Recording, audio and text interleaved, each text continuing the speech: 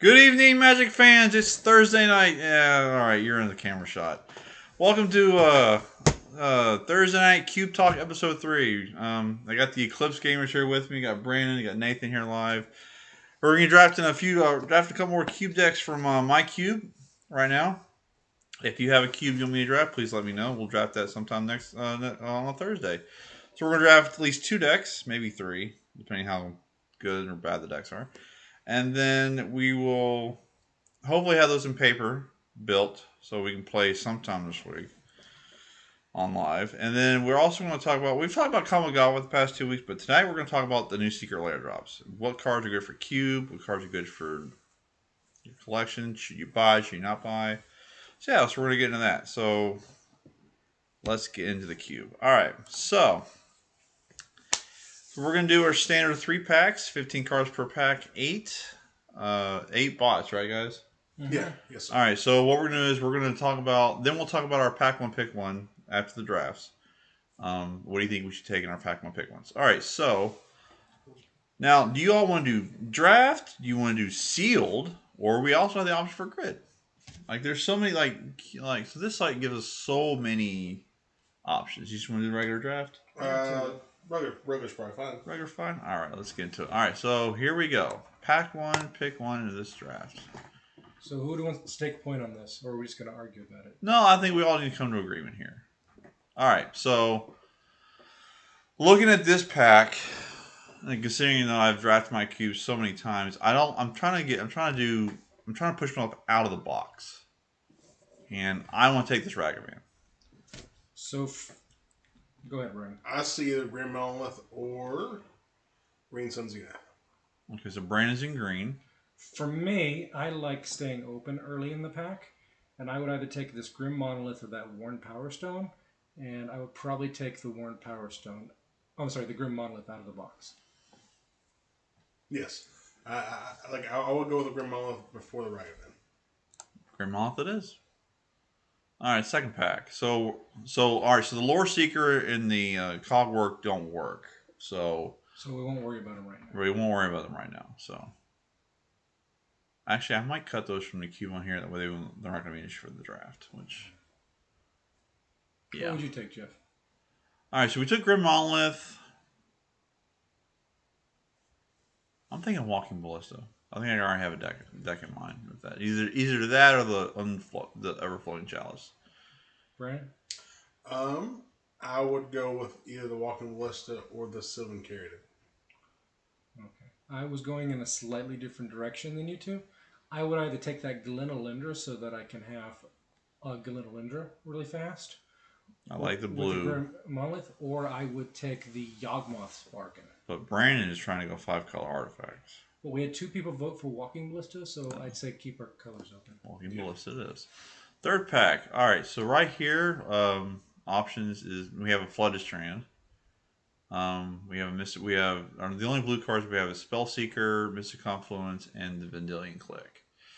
Staying within the artifacts, we also have Mimic Vat, or the Temporal Manipulation. That's our blue options. Since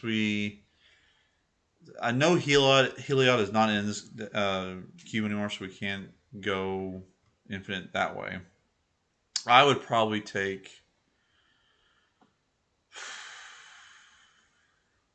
But this is tough. I'm thinking Flutterstrand. Flutterstrand, you can still keep us open. All right, Ryan, what would you take? Either the Flooded Strand or the Temporal Manipulation. Okay, so Brandon is also impossible in blue. Okay, so there are actually 3 cards here that I would consider taking. Okay. The first one is Hydrocrisis, because it really plays into this XX theme we got going on with big mana. Okay. The next one I would consider taking is something like... is Flutterstrand in your top 3? No. Okay. I would consider taking something like Karizev, a Skyship Raider. Okay. Because Walking Ballista fits into an aggro theme. Damn. We could have taken Ragavan and Karizev. Shoot. Or Karizev. Okay. And my final pick here is... Actually, I think I would choose... I mean, it's really hard because picking double color pips outside of when you're in your first color is hard. Mm-hmm. But at this point, I want to cut something, and I'm just going to go with the Hydrocrisis of the Karizo. Yeah, I like the X theme you play, so I think we'll try the Hydro I'll agree with Crisis. it. All right, so off the bat here, since we're kind of diving into blue green, we do have a pathway. We do have Brainstone. We do have. That's not the right picture, but anyways. Man, if we picked up the Flood Strain, that Brainstone would have been better. Yeah. Mm-hmm. You can still remember there are two fetch lines that could come back around. So. Yep. So I'm proposed to probably. I would take the pathway, the Bark Channel pathway. Me personally, I am. Also, I want that Geisling trapped, just because it's a good beater. But that or the Brainstem just have draw power. But my first pick and probably best pick of this pack is probably Geisling trap. Geist. So there are 3 cards that stand out to me. The first one is a Theomancer. That card is a house. Mm-hmm. Okay, just absolutely negates any aggro your opponent's doing. I really like Brainstone here. Okay. And I like Bark Channel. But I think a Brainstone has the highest ceiling of things we're doing. Because if we get any miracle type spells, we can set them back and redraw them off Hydroid Crisis. And... Okay. Brainstorm it is. All right, next pack. So, Lowstone Golem, a Mutavault, an Emery. Oh.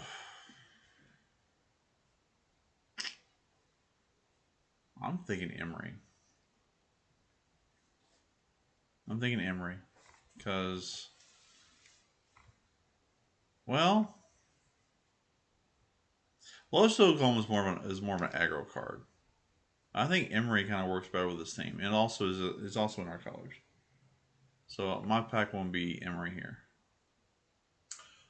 My choice will either be the Zagoth Triumph or the Noble Hierarchy. Just because the Noble Hierarchy gets you off a little quicker if you don't have one of the other ramp spells. Mm-hmm. And the Zagoth Triumph gives you the blue and the green, and allows you to possibly go in black if you want to. And it's also fetchable, and it's also you can also cycle it, so it's still a decent choice. Because since there's 8 people in this pod, Yeah. it might not come back around. So you want to be able to fix your mana instead of just having all colorless mana and have all basics. Which is where the Noble Hierarchy also comes in because it gives you the green or gives you the blue. Yeah. It allows you to go in white if you want to go in white, which I love white. So that would be my 2 picks out of this pack. Well, my picks here are really simple. It's either the Triome or Noble Hierarch. I think Triome is a little higher for me, simply because we haven't seen that much ramp going around. It's possible that it's getting really cut hard on our left. I also agree with that. I think Brandon's right. The ramp, the color fixing helps out. It is fetchable. In case we see any fetch lands in the next 2 packs. So yeah, I think that works pretty well. We're still in the blue green. All right, so right off the top back, we got Turnabout, which that's fair play. Yeah. Let's see, and then possibly I'm gonna say Turnabout. Turnabout's my pick out of this pack. My choice is either Turnabout or Walroots. My picks in this pack are Baleful Strix or Wall of Roots. And I would say Wall of Roots because we're not definitively in black yet, and Wall of Roots ramps us while slowing down our opponent's aggressive plan. Okay. I agree with that too.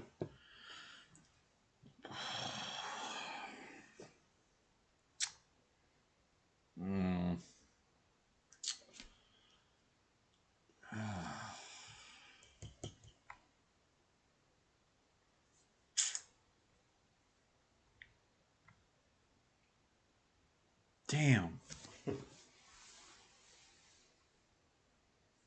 I'm gonna say Echo Eons. That was also my choice for this pack. It was Echo Eons. That or the Finale Devastation. But again, that requires to go in double green. Well, I guess that one's double blue. Both are good picks.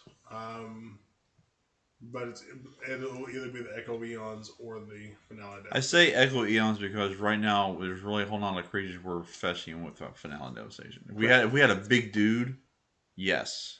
but we don't have like a bit like we can't get that. It'll just die. Right. I'm just looking. You can get that actually. It comes in as a +10/+10. If you get it with 10 or more. Oh. Yeah. I think the Echo Eons because like we don't necessarily cast this for blue. We just discard for Time Twister. So if we can find ways to discard it, then Makes sense. Yeah. So I kind of hate what's going on in this pack. I don't like Echo of Eons because we don't have a good way to discard it. Mm-hmm. For me, the highest ceiling card here is Nahiri, but we're not in those colors. Right. I like Finale, but we don't have any mana dorks to justify the acceleration. I like Force Will, but we don't have enough blue cards to justify the pitching. So for me, I would take the Bolas' Citadel as a hedge in case we went into those colors and started getting more prison lock pieces like even though it's triple black. Even though it's triple black. Like, what if we found a? We hadn't decided yet. Sorry. I guess we're doing it. Yeah. Like, what if you had found a Tinker? Okay. Tinker can still come on. All right. And so let's wait until everybody's. All right. I like the Bulls of Citadel route, and it gives us a high risk, high reward payoff. And it's something we can still probably cut later. We can cut probably these later if we don't need to. But this can. I mean, there's a good chance that Bolas Citadel is not making this deck. Correct. Yeah. So out of this pack, we could do Thirst, or maybe the Orion. It's definitely out of mind. Let's have a discussion about this because my pick was going to be Find Horn Elves. That was my second pick. Because if we look down at what we're doing there, we're trying to accelerate into a Walking Ballista. We're trying to accelerate into a Hydrocrasis, and I just like taking cheap things. But I'll let you two decide which one should we take. Okay. We can with Wall of Roots and Fiend Hurdles we can ramp. Yeah, so I'm agreeing with that. Go for it.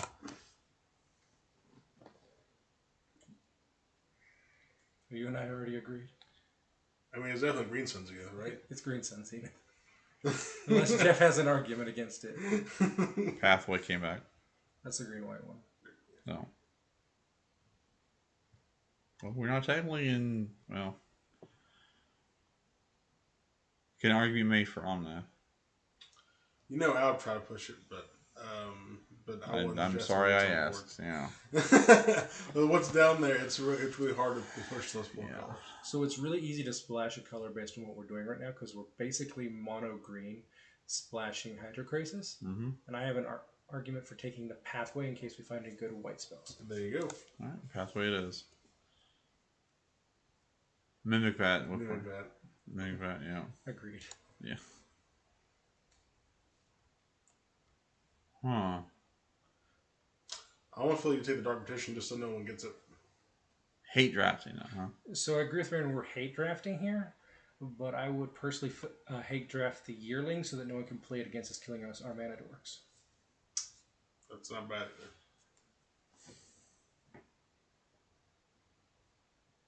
Are you all drafting like where we're actually like play with opponents, or you just drafting to build a deck because we're drafting as though we were playing in an 8-man pod. Right. So you both agree and hate drafting this to not kill our creatures. Well, either that or the Dark Petition.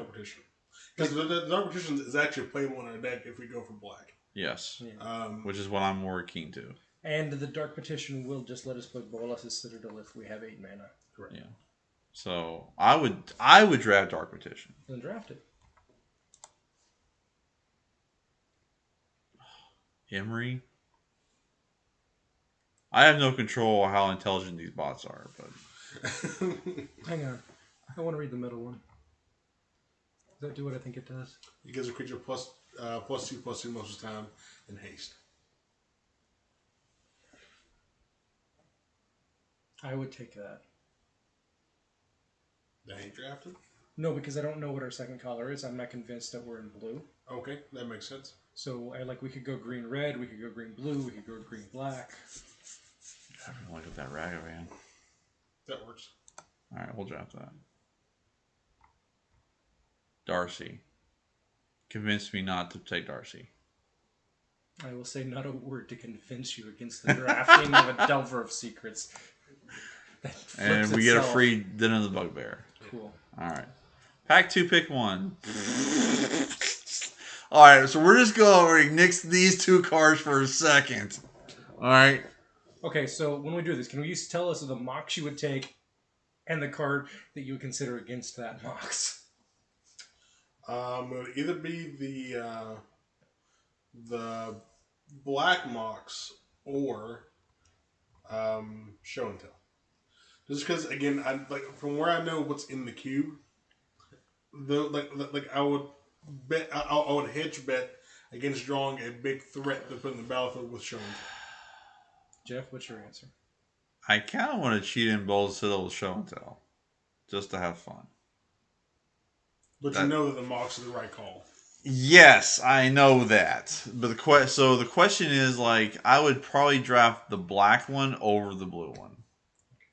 So the 4 cards that appeal here to me are the 3 you all said plus Trigon Predator.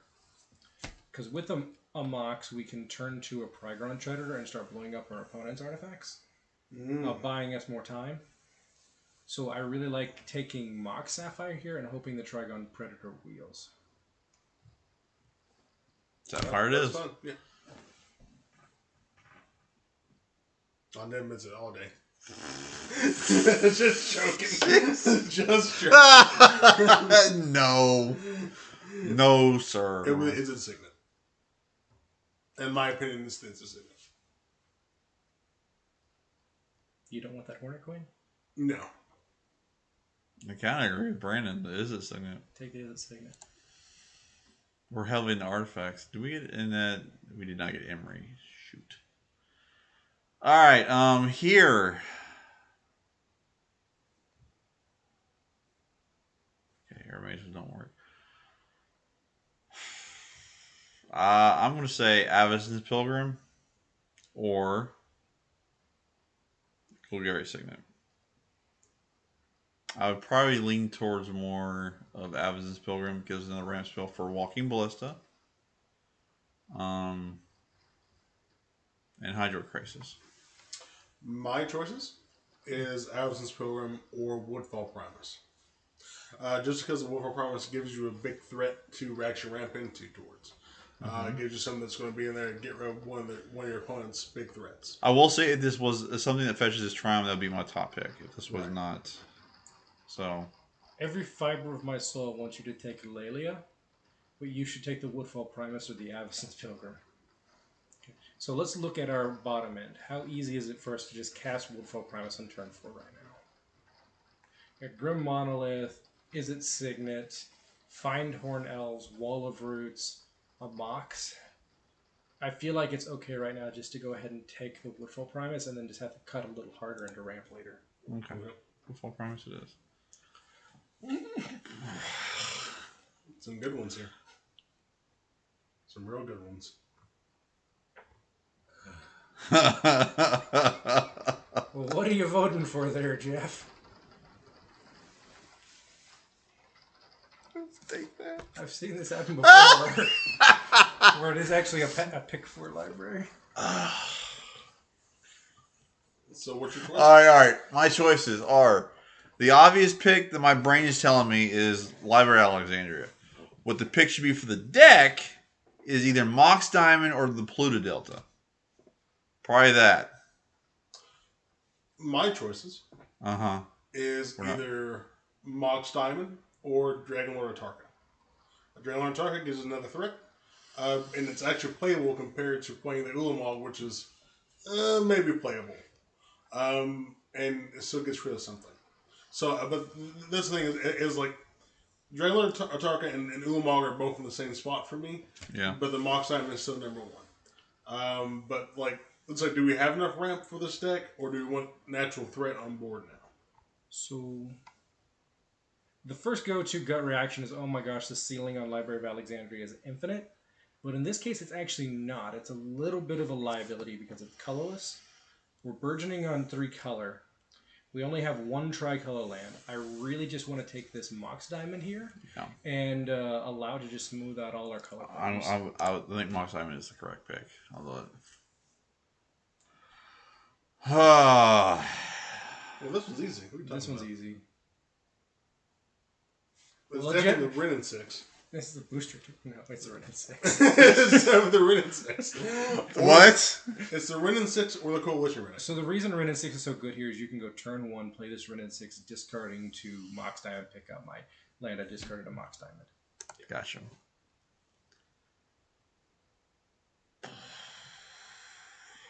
Go ahead. What's your options, Jeff?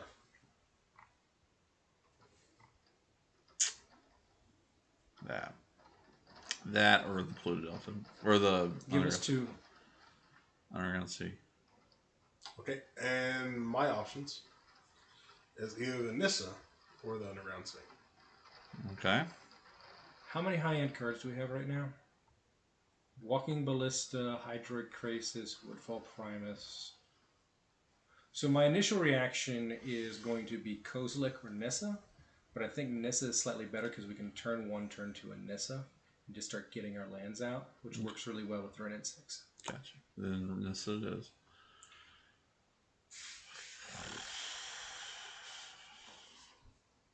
Well, it's definitely not High Tide. There's no way it's High Tide. Is it playable? No, we've abandoned we've abandoned that. We've gone Gaia's Cradle? There's not enough creatures for that. Do you need that many? Yes. Because the problem is if we don't have any creatures, then the guy's cradle is nothing. Or is it this pathway? My options for this pick is either Leovold or the Clearwater Pathway. The pathway goes before Leovold, but Leovold, I believe, is still an option. Okay, so my problem here is we've already kind of committed to Teamer colors when we went into Ren and 6 and... Or Naya. Are we? So no, we don't have white. Okay. We're blue, red, green. So I think the Dark Petition and the Bolas is settled off the table, which makes me not want to take Imperial Seal or Leovold. Okay. We went into Artifact Ramp, which makes me not want to take Gaia's Cradle. Because we're not in black, it leans me against the Clearwater Pathway. My actual instinct here is to take Siege Gang Commander as a way to interact with our opponent in the medium game. Wow. It's a great thought. Sold. Shit. I said that. Yes, I'm sorry. But there's only one choice for me here, so you two talk. I mean, Nissa. Nissa, who shakes the world. Nissa, who shakes the world. Who shakes the... Tricon Predator reeled. So I didn't see his Lumbering Falls. But yes, Tricon Predator did wheel. So we still on that. And so that Titan. Are you still on the Tricon? We need a slightly better high-end payoff.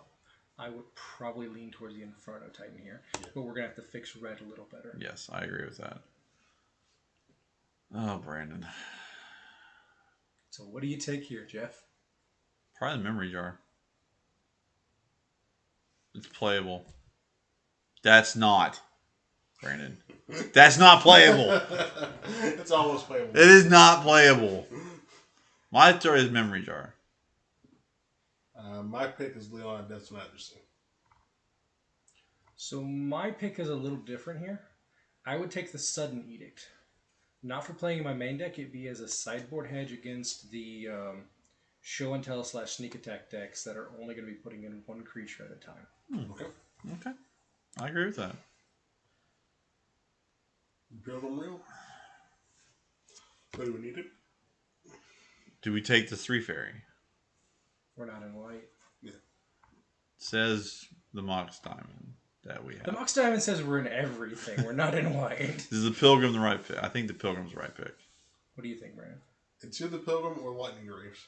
So I kind of like this Lightning Greaves so that we're not weak to the Prismatic Ending, Path to Exile, Swords to Plowshares, to Fairy Time Raveler. Alright. And we can just I like protect that. our big thing. Delta came back. 100% Delta for me. Yes. Heartbeat of Spring. Karma Guide or Goblin Welder. Spring. We did miss the treasure chest goblin welder options. So, what artifacts do we have again?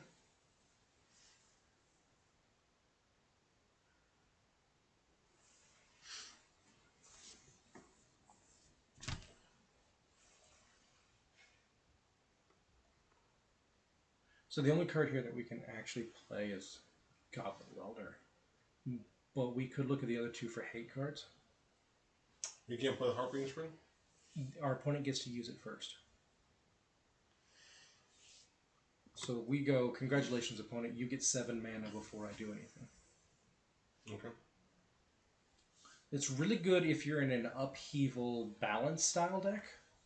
Heartbeat of Spring is. But I don't think we're that. I think we're basically just trying to blank what our opponent's doing. So you're saying welder? I'm not saying anything. I'm saying you could take any of these cards and they'd be justifiable at this point. I'm actually primed to this karma guide. It lets us reanimate anything. Well, what if you take the Karma Guide, we're probably not playing it. Correct. Okay. Hazard. And we get a free scrub land. Alright, pack 3, pick one. Here we go. You're first this time, I guess. I want the Preordain. I want the Eureka. I want the Preordain or the Verdant Catacombs. Verdant Catacombs helps fix our mana and works very well with Ren and 6. Preordain is going to help smooth out our draws a little bit. Okay, I want the Eureka. I want either the Verdant Catacombs or the Archon of Cruelty. Burn it is. Hey, at least we can agree on that. All right, you're up first, Brandon. In this pack, I'll either choose the Thoughtseize or the... Yes, or the Jason the Mind Sculptor. Jeff, what's your opinion for this? I have, it's a rule. I have to draft him if he comes up. But it's very hard to get double blue. That's the only issue that I'm looking at here. well, I don't think Thoughtseize is the pick. I think it's too early to start hate drafting. Honestly, for me, it would probably be Mana Flare or the Jace. Okay. Or the Brainstorm. For how many fetch lands do we have? 1. 1. So I'm not going to recommend taking this Brainstorm or this Jace the Mind Sculptor. My brain is in 3 spots. Okay. Take the Chain Lightning as a hedge against aggro/planeswalker decks. Mm-hmm. Take the Phyrexian Revoker in case we just want to cut off what our opponent's doing. Yep. But really, I want to go after this. I'm thinking about the Shield Breaker because it's a 1-mana destroy target artifact that we could play later as a blocker if we need it. So for me, it's probably between the Revoker or the Shield Breaker. I like the Revoker better. It shuts off swords, planeswalkers. I'll go with Revoker with the Shield Breaker. Yeah.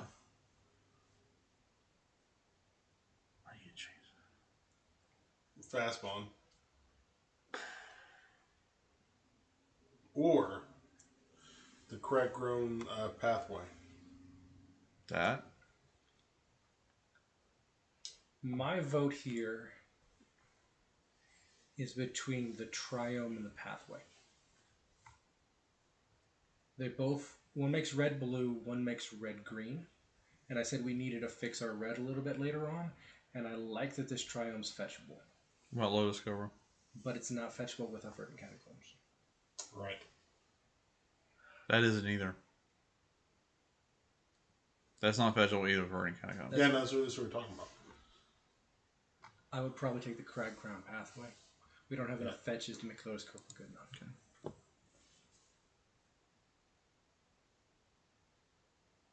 But that Triome Triome is real good. That's in all our colors. Okay, let's look at the rest of the pack before we just slam the Triome. Prime Titan's pretty good. There's Oath of It's not Druids. really good enough. There's also Correct, Mirari's correct. Wake. Like, if we want to do big dumb things, No, we Okay. just want to curve out and blank what our opponent's doing. Verdant Catacombs. We have a polluted delta, so this will fetch that. Yeah, and so Verdant Catacombs hit that. Did we draft that? Yep, it's the bottom. Wonder Forest or Swamp. Hey, I like the idea of 3 mana on your in-step, discard this, my turn plus, run in 6, pick it back up. With 2 Triumphs, you're starting to build a draw engine, making up for the fact that we didn't get library. Yeah, I like Catcher Triumph. So maybe Prime Time will pass, but these bots are stupid. All right, so I think it's Bloodstained-Mire. Bloodstained-Mire. Yeah, that's my pick. Bloodstained-Mire. So for me, this one's close. I really like taking Group Relentless here as a demonic tutor, but I think we need the 3rd fetch land. Yeah. Again, I was looking at that same card over there. And I was like, I think we need the fetch land.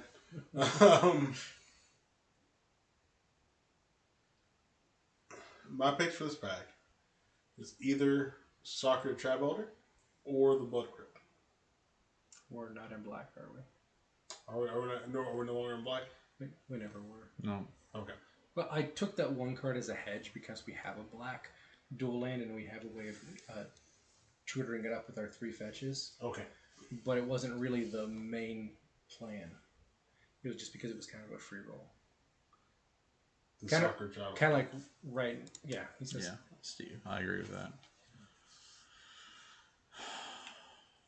I fucking put that Scarab God over there. I think we take that Scarab God over there. I just made an argument of how we can get at least 1 black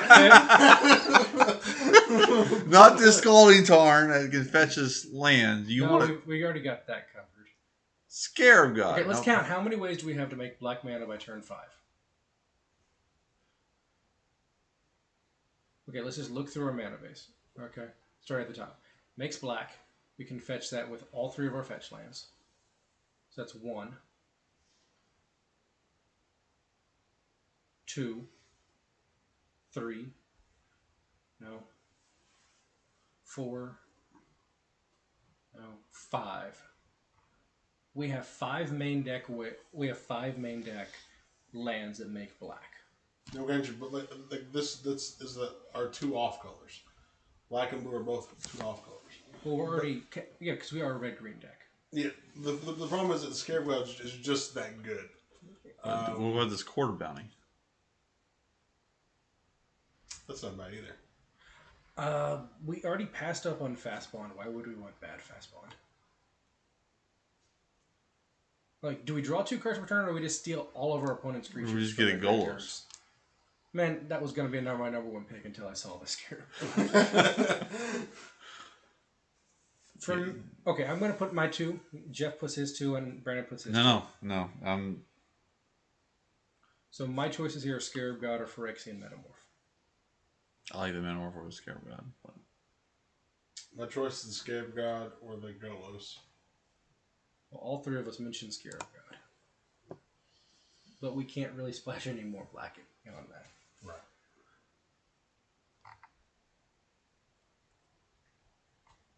We're not that. Channel Initiate. Yep. All right. So now it's Eureka Wield. Yes, because that card's a trap. You say every old card to trap. No, I say Show and Tell and Eureka are traps and a limited cube.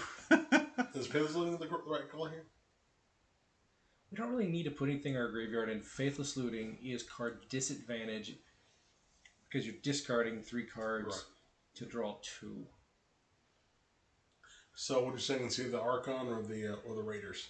I think it's the Avalanche Riders. Yep. It's definitely Darkmoor Pathway, right? We don't need the black. For me, it's Chain Lightning or Jace. I'll go Chain Lightning over the Jace. I like the Jace, but the problem is again, you got to get double blue. Jeff hates us just a little. Chandra. Definitely Chandra. Well, what does Oath of Druids do? So, at the beginning of each player's upkeep, that player chooses a player who is not themselves, or basically chooses an opponent. If that opponent has more creatures in play than you start milling cards from the top of your library until you hit a creature and just put that creature into play. Oath of Druids. Yeah. Tree Speaker? Or yes, let's take the Soul Ring. Yeah. Take the Fractured. Please take the Fractured. Please take the Fractured. All right. Let's build our deck. Well, we can cut the Savannah. I mean the Scrubland. Give it a second. Cut the what? The Scrubland. I'm going to go to the bathroom. I'll be right back. All right. I'd like to see 17 lands in this deck. Okay. Take out the Bullet Citadel.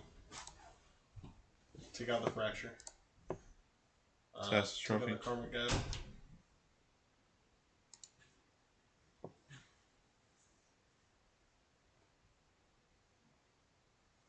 Take out. Well. So are we a teamer deck? Is that what we are? We a Pretty much with a splash of black. splash of black. Take out the Mimic Bat, maybe.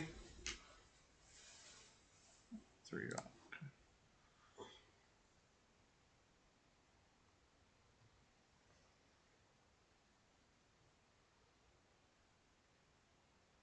Well, I don't think Darcy's good enough in this deck. Nope. Take it up. Do we want to revoke her? Revoker's in the sideboard. Okay.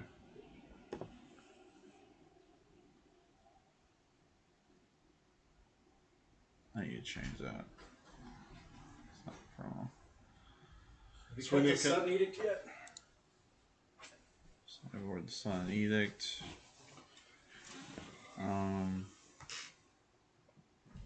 So we cut 3 more cards. We need to cut.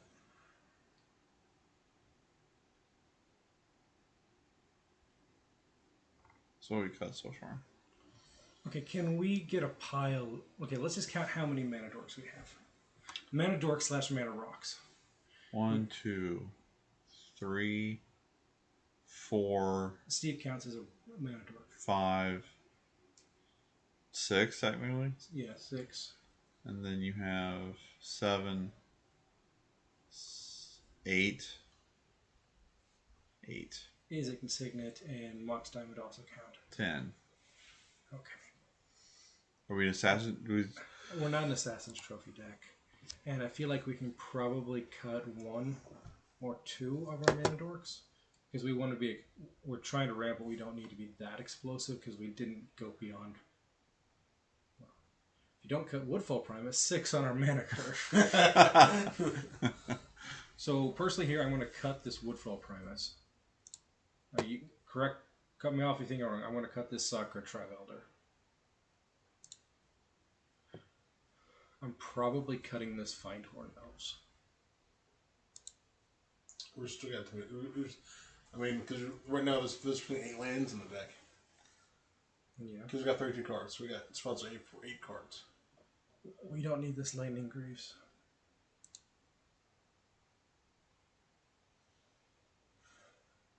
I really like how Oath of Druids works with the Scarab God, but it only works if our opponent's putting more creatures into play than us, and we are the creature deck. So I kind of like cutting the Oath of Druids. Okay. So that takes us down to 22. So 10. So we can put in 10, that'll take us up to 20 lands. Okay? We put in 7, so we can put 3 more cards from our sideboard back in. Steve? Put Steve back in.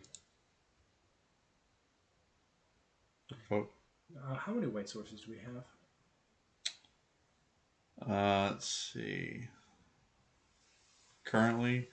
Channel Initiate counts. Okay. 1, 2, 3. 3. Okay. How many of our fetch lands tutor up that scrub land? 4, 5.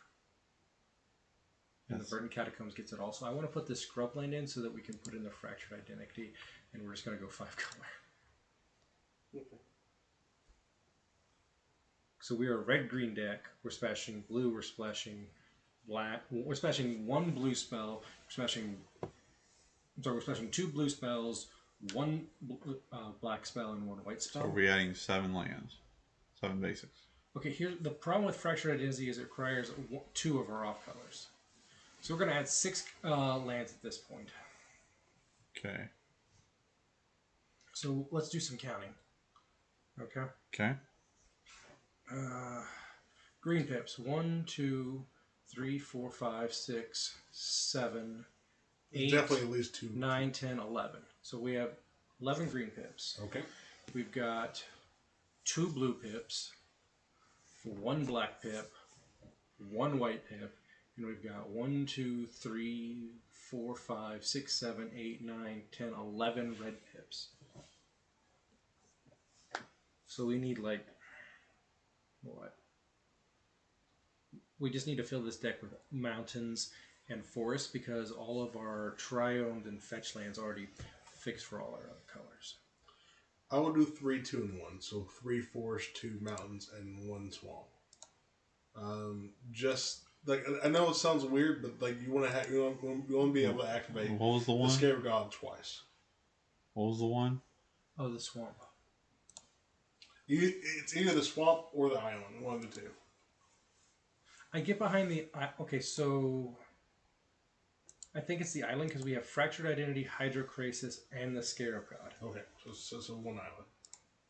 My problem is that none of our fetch lands hit the island. Philadelphia does. Okay, so Pluto. That makes that better. So we need to put one more card back in this deck. It could be something as simple as Find Hornells. Yeah. All right.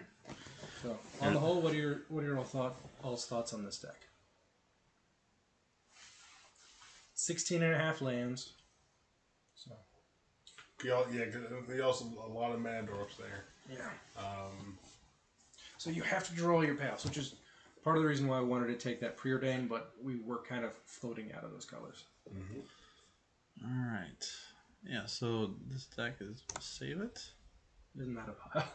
That is a pile of cardboard. But now we just have to remember what's in here. That way we don't draft the same thing next time. All right. Okay. So we're gonna do another one. Sure. For this one, what we're gonna do is we're gonna start with me. I'm gonna pick a card. Okay. All right. And then you're gonna pick a card. You're gonna pick a card. This time we're just gonna it's. But would you mind justifying your card when you take it? Sure. So that we understand what you're thinking. All right. Pick one, Jason, Mind Sculptor. Well, it didn't show up now, did it? All right. So, without looking at that, I would like to pick a deck that I'm just on about. I'm gonna try and build Storm, and I'm gonna try to go red blue. So my first pick is either gonna be this Signet or this Pathway, but I'm taking this Mox. Right. Nathan, you're up.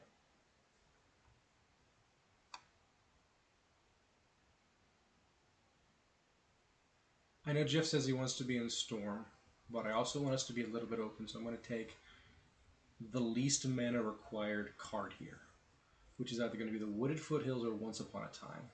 And I think for Jeff's sake, I'm going to take the Once Upon a Time. Brian? Because if you're wanting Storm, then it's either the Death Ritual or the Pyretic Ritual. It will be the Desperate, but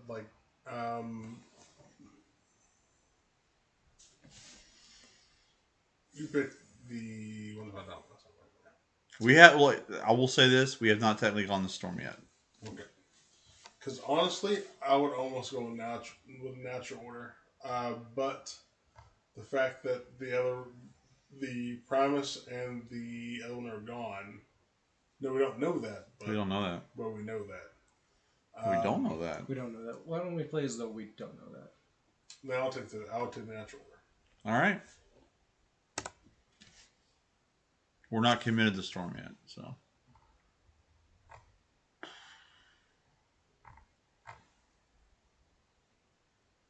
Pattern or Eternal Witness?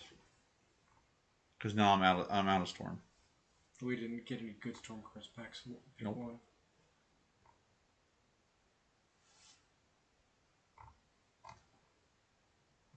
Pattern. It works well with natural order. You get two creatures.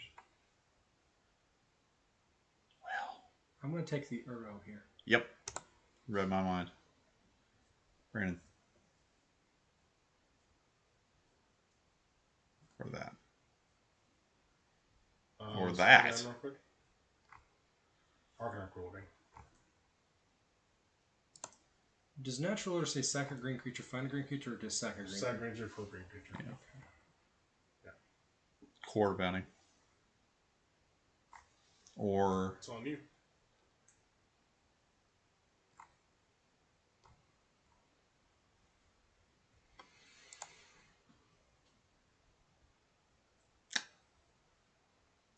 I was expecting Jeff to take the Court of Bounty.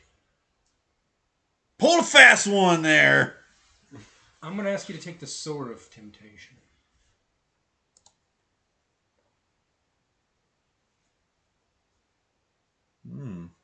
Arbor Elf.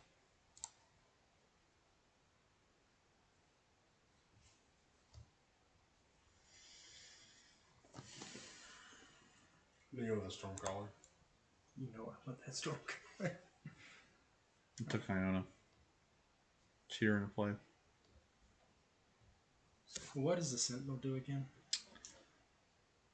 When it enters a battlefield or attacks, exile up to one target card from a graveyard. Choose a color. It's hexproof for that color until the end of turn. It can't be blocked by creatures of that color. I'm taking that card because it's the easiest splash. It's just splash if we go that direction. Prismatic Ending.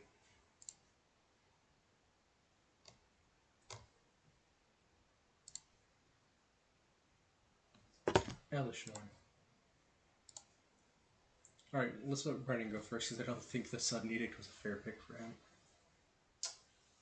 So, I'll go with the Bayou, I believe. I'm going to check just to make sure. Are we in black?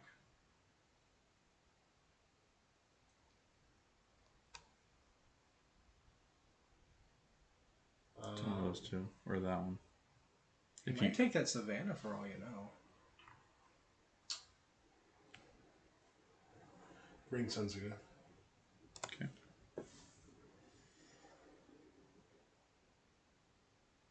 Damn.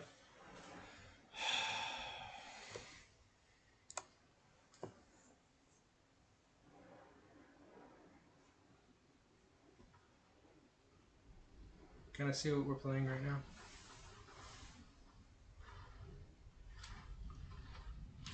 And I don't like the direction we're going in with Natural Order, Pattern, or Rebirth. Not that we're not going to do that. But I'd like to hedge a little. Keep in mind we can target it. We can target ourselves with this. For that. So for right now, my pick is Trinket Mage. To find our Soul Ring, to find our Mox, and we can put a Pattern of Rebirth on it. Man, I'm glad I'm not inside right now. My choice is either the Kozilek or the Birds of Paradise. Gotta lean towards Birds. Birds is playable, but it's all up to you. Birds. I'll go Birds it is. That was the right choice. Oh, we missed a Kozilek. Your Rex script. Take that channel, son. No. No. You say no, the next back's a Nimmercrawl. Yeah, no, fools you. I'll take the Walking Ballista to go with our channel.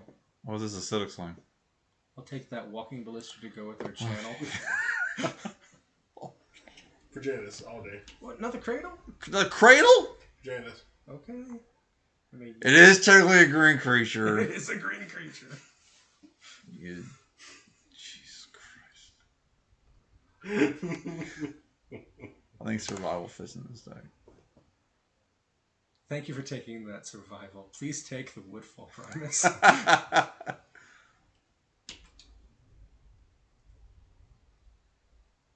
Man, we're drafting a lot of green tonight.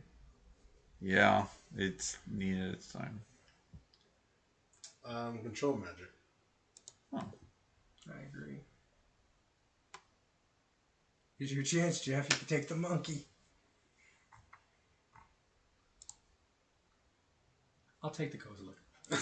Yes. It came around. Wormwood.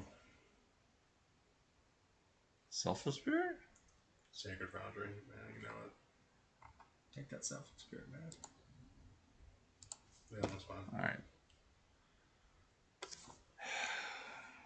Who started? Brandon? Oh, I think it's my turn to go first. Yeah. Can you scroll down to the deck? Prime time. Do I take the right card, fun card, or the dumb card? What? It better start with a P. And in Titan. I want to take that Yawgmoth Sparkin so that we can channel into a Yawgmoth Sparkin. We're getting double black though. We could take the Songa Drag because we have almost no removal in this deck. We're gonna take the Titan. Hey, I'm a Grave Titan. Was it? Oh. Oh man, there's a white still down there. There's a what? Or from now devastation. And don't forget that we have Survival of the Fittest, so that we can discard that Ragavan to get that Blight Seal to channel it. Yeah, we're gonna have white stone glosses.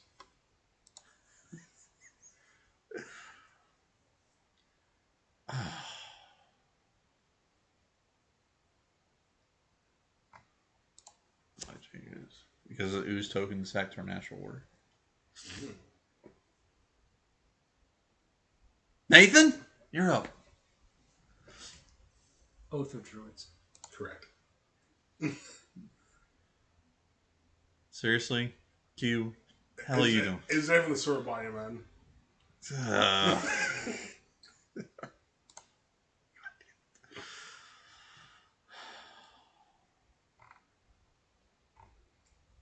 I'm not gonna lie to you, this deck is a little weird. Well, yeah, because you're not seeing like multiple colors everywhere, alright? You're not seeing a rainbow. That's probably This deck is more diversified in color than our last one. Where is the signet? Nathan. You've got two choices. Yeah, I'm reading another one. You look cards on the top of your library and you reveal a non-land card for mana cost 3 or less. You may cast that card without paying its mana cost. So that hits. We're going to take the Noble Hierarch.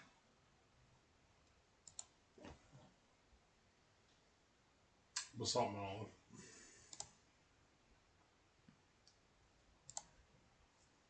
Eureka.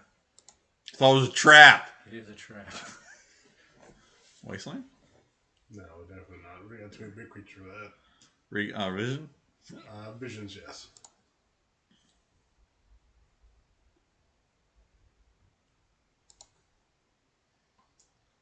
Reclamation Sage. Neither one. We're not playing either one of these. So I'm going with Boros Signet. Well, that was like a stupid pickup. Alright. I say cut the Ragavan. Aww. I'll give it a second. Brandon?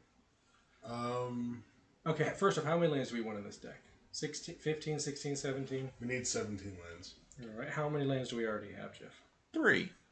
No, 1. 2. 2. Okay. We put the Solar Temptation. Eliza. If you're cutting, you're cutting. What's your cut, bud? Sun Gold Sentinel. Selfless Spirit.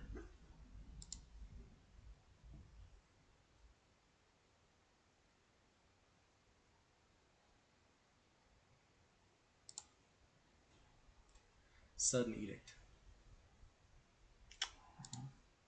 Trinket Mage. Alright, so they want to stick in green. How many little creatures do we have now to discard to Survival of the Fittest? 1, 2, 3, 4, 5, 6, 7? That's plenty. Cut the Boros Signet. The Ancestral Vision.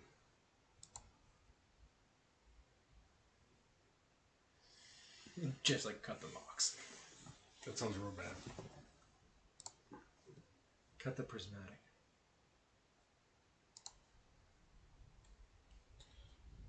Eureka, what does that do? Starting with you, each player puts a permanent into their hand. A player may decline to put a permanent in hand Starting with you, whenever it's their turn. Well, you get to choose put this permanent play. Then your opponent goes. Then you go. Then you go. And you keep doing this and offering the option to yourself and your opponent subsequently until both players have declined. The card seems real good in this deck. So we're going to take that out. So the reason it's a trap is if you're just trying to like put one thing into play. But if you put like multiple things into play, you could beat it when your opponent puts in an Emrakul. I almost want to take out the Elish Norn, but I'm not sure if that's right or not. It's either the Elish Norn or the Iona. Because they're both not in our colors, the only way you can play them off of the Eureka or the Pattern Reaper. Is your card? Let's go with, because I'm fond of Iona, take out Elish Norn.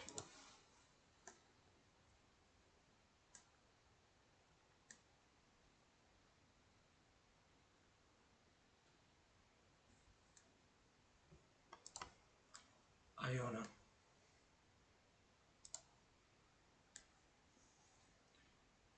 At least you can cast the Woodfolk Primus off of channel if you have 5 green. Sure. Right. But that Iona will never be cast. Wolfer Promise I can also get off of the natural order. Right.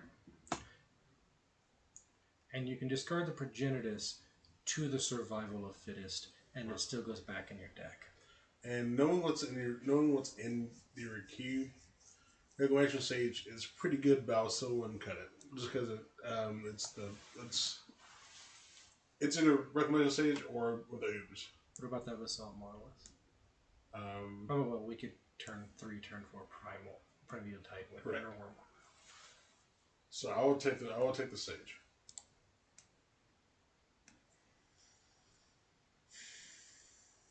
All right, can we put what else? Jeff's turn to cut.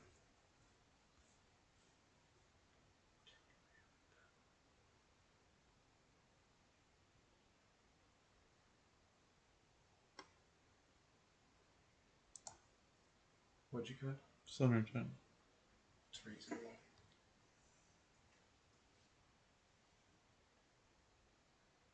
Although, Channel's a good card, man. and the Salt Monolith is really good.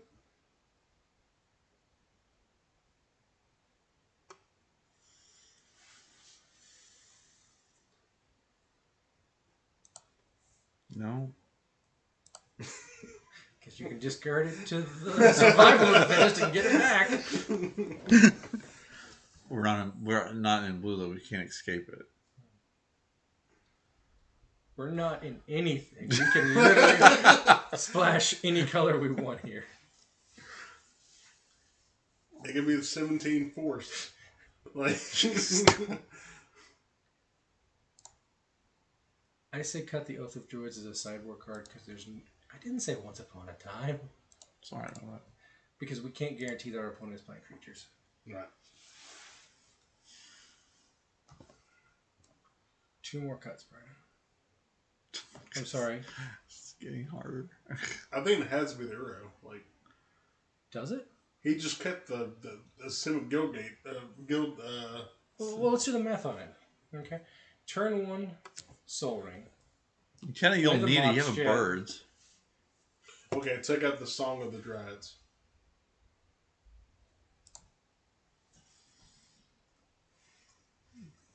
Our deck, when you look at it, is rather low to the ground. I'm going to propose something here, and if you'll disagree with me, let me know. I say cut the Woodfall Primus. I'm sorry, cut the Sundering Titan. Put back in the Simic, and just run it with 16 lands. I could see that. We're trying to draw one of our payoff cards, our Eureka, our Green Sun Zenith, our Survival of the Fittest, Alright. Pattern of Rebirth, So- Sage. The problem is we don't have a really good way to pop Pattern of Rebirth in this deck. So if there's anything to cut at this point, it would be that. Right. Do you want to cut it or? Well, let's go back to the deck. This is what I'm asking. Like, we could cut Pattern of Rebirth for a 17th land that we might not need. Or is there something in our sideboard that's better than that? Because we do not have a way to actively sack Pattern of Rebirth here. Unless you bring Sun Edict. Sure, you've got a 3-card combo. Yeah. You can put a Sword of Body Man, instead of... No. Well, I actually kind of like that with the number of creatures you have. What? If you scroll back up, so you've got Walking Ballista, Arbor Elf, Birds of Paradise, and Noble Hierarch. And because you have Survival of the Fittest, if you draw any of the other ones like Uro, Progenitus, Kozilek, Blightsteel, which all shuffle back in, Yeah. you can automatically get that creature to put on the sword, and that sword's a 2-turn hit. So I kind of like Sword of Body and Mind here.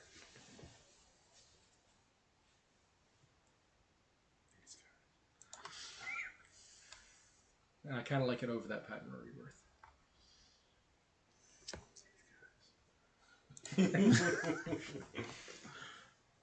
All right, and that has us at 17 lands. 16. still. Well, the Mox. Oh. is 11. So what's the distribution? 10 and 10-4. What's the full? Oh, for the 9-11. Uro?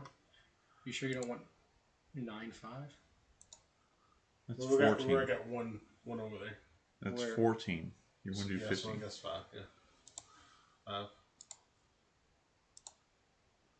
Hang on, if you'd hit calculate, what would it have said? Oh. Oh, no, wait, it has Progenitus in there, never Yeah. mind. You're like, true. No, honestly, I would run 2 of every one just to have it. We know. But I actually don't like Progenitus here for casting. I like it for looping with Survival of the Fittest. We know. They know. Everybody knows that you'd want to run like 2 of each. And we got a ton of mana here, so this deck is just a cannon. All right, one more for the. I wish I had drawn Lightning Greaves for that deck. Yeah, Lightning Greaves would have been great in this. All right, one more. We're gonna do a different one. We're gonna. I did the math. The quickest you can get Primeval Titan out's turn 2. Shit. Sweet. Sweet. Pretty good. All right, let's do a sealed. Okay. Sealed is harder. Did we get Progenitus? God, jeez. And it looks like it opened up all our packs already. So this is what we got.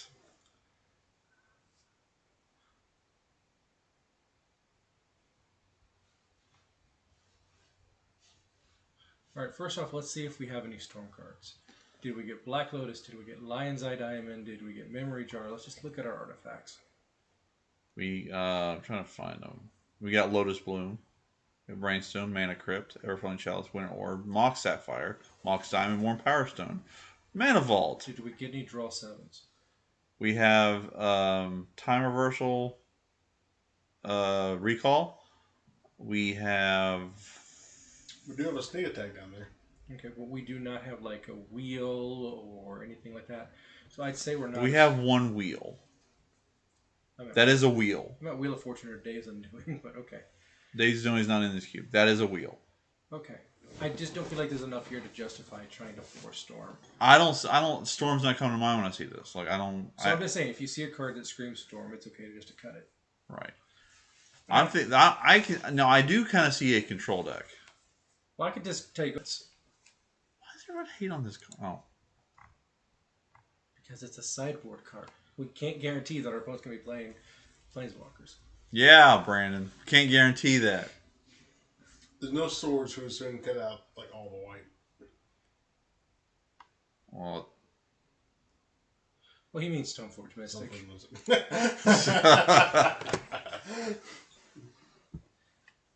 Cut the Goblin Electromancer. The Goblin Electromancer. The blue-red Goblin Electromancer. Very Very top top. of multicolored. A 4. Oh. Well, that's a storm card. Because my eyes, when I look at this, I see that sneak attack. I want to think that White Silk Loss is in the play, or that Draenor and Tarka. For me, this is a bit of a run back of the last game because we just opened Survival of the Fittest. So I see Survival of the Fittest. I see Sneak Attack. I see a whole bunch of mana. So we're not playing Murktide Regent. Okay, we're not going to play Frantic Search. We're not going to play Time Reversal. We're not going to play Tezzeret. We're not going to play Force of Will. We're probably not playing Lingering Souls. We're probably not playing Kithian. We're probably not playing Massacre Worm. Putrid Imp. Let's look at a reanimation. We have Recurring Nightmare. We do. We have Recurring Nightmare, Survival of the Fittest, Sneak Attack. I am in heaven. Alright, so what I want to do is I'm just going to cut everything, and then we're just going to... Start putting things back in? Yeah. So, how about I make this suggestion? I want to say 3 cards. Brennan says 3 cards, and then we start looking. Okay. I'm thinking on the Recurring Nightmare plan. Okay. All right. For me, as a person who likes finding the most powerful broken combos, I want to stick Survival of the Fittest, Recurring Nightmare, and Sneak Attack into this deck. I'm on now board. That makes us Jund. Okay. Brandon, what 3 cards would you complement to this? If you're okay with this as being our starting base. Yes. Oh, in that library. It will be White Silk Losses. For artifact section. Inferno Titan. And the Ghostman Dragon. What would you add to this deck, Jeff?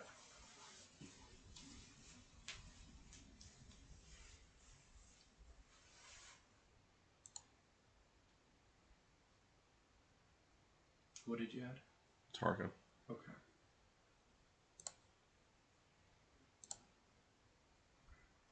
I would add Liliana Death's Majesty, Putrid Imp, and Ophiomancer. Ophiomancer pumps out a token every turn for us to sack to the Recurring Nightmare. Mm-hmm. Mox Diamond, Lotus Bloom, and the Mana Crypt. What the hell was that? Wrong thing. You clicked Mana Vault instead of Mana Crypt.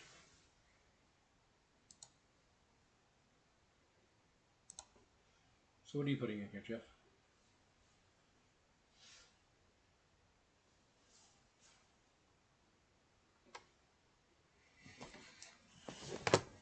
Oh, did I ever tell you? Survival of the Fittest is banned in Legacy.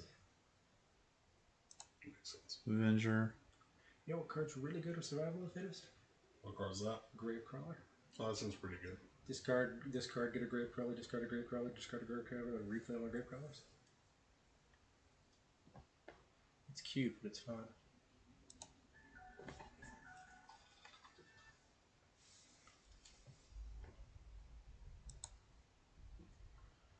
Alright, whose turn is it to pick 3 cards? Sakura Tribe Elder. Jorga Tree Speaker.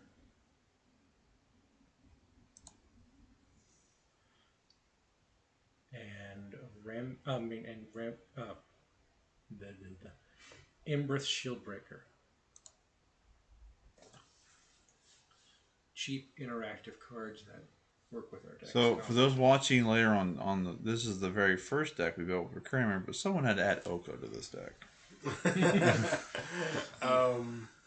I would choose the Chandra Torch of Defiance. Mm-hmm. The Wishclaw Talisman in order to be able to get one of our pieces that we're trying to get to. And the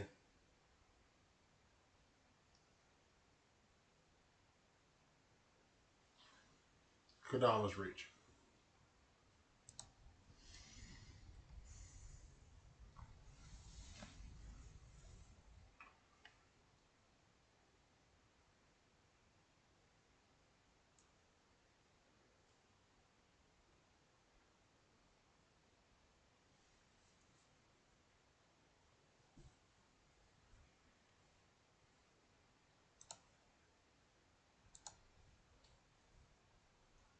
Reasonable. That's real greedy.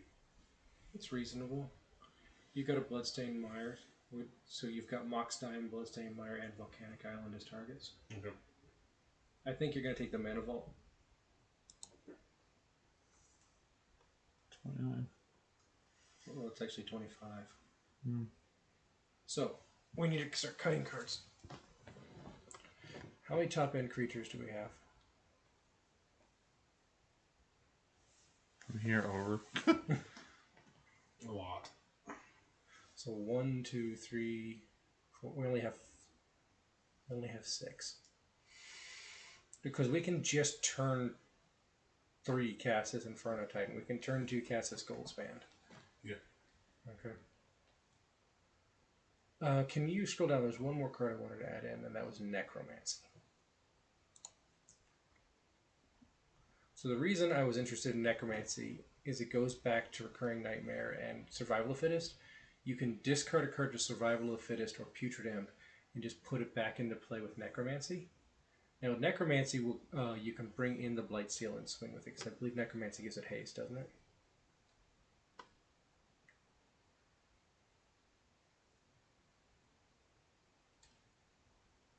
Doesn't say No, haste. it says as though it were just played. Okay, so no, you can't do it with Blightsteel, but you could do it with Dragonlord Tarka or Avenger of Zendikar or Hornet Queen. Is this a Craterhoof Behemoth deck? No. Okay. If you have Hornet Queen out and you can sneak attack it in, yes, but How many cheap creatures do we have? 1, 2, 3, Keep going. That 4, 5. So that's kind of the bottom. Yeah. I think because we already have Sneak Attack, Survival, and Recurring Nightmare, we might not need Witchclaw Talisman. Even though that searches out any of those targets. It also searches out the creatures that play with those cards. That's why I put that. That's why I was thinking that's the initial one. Or is Ancestral too greedy? Like I said, I think Ancestral is too greedy.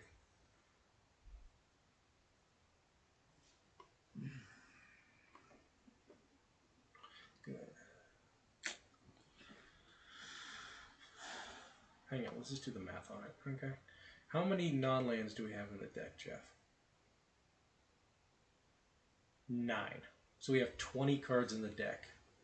Okay. I think we can cut that Lotus Bloom. Just speak up if you disagree with me. Okay. So that gives us 8. That's 20 cards. We would stick in 9 lands. That would take us up to 13. 17. Okay. Take us up to 17 lands. Take us up to 37. So we can actually put 3 more cards into this deck.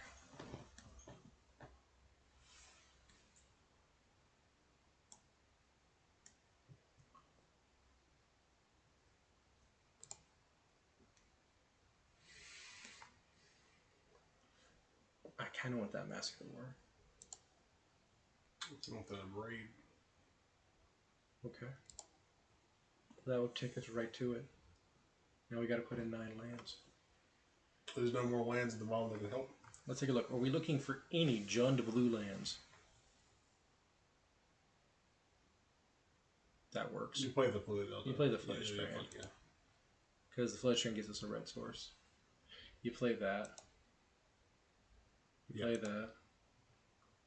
Nope. No. Actually, do we play the Lone Green Falls? You play the Marsh Flats.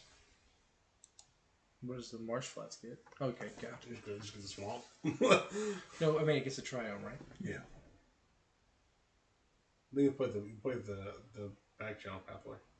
Well, if you're going to play the Black Channel Pathway, you're better off playing the Longring Falls because it gives you another creature in your mana base. Something to sacrifice to a Crick Nightmare. You can't play both?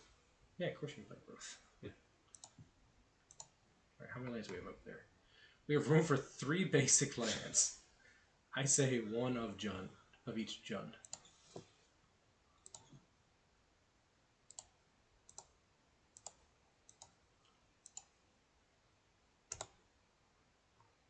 What do you think of this, Brandon?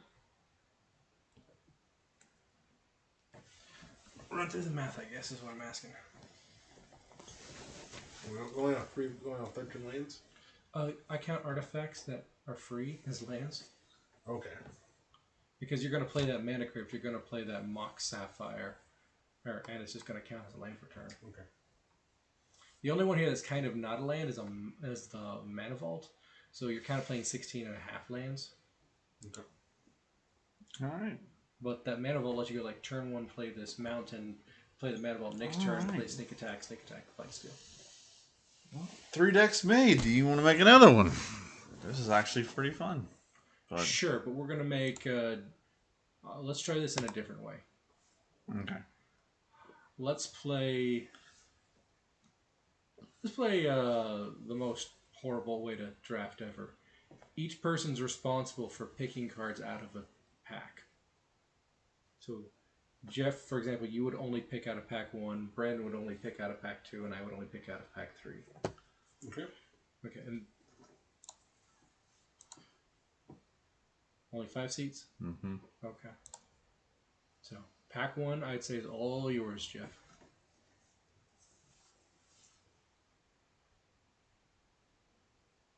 Make sure you get the people the reason. My cube. There's a reason. What are you doing, man?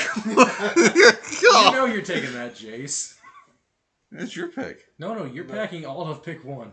Oh. Pack 1. Oh. And then you have no say in the other 2 packs.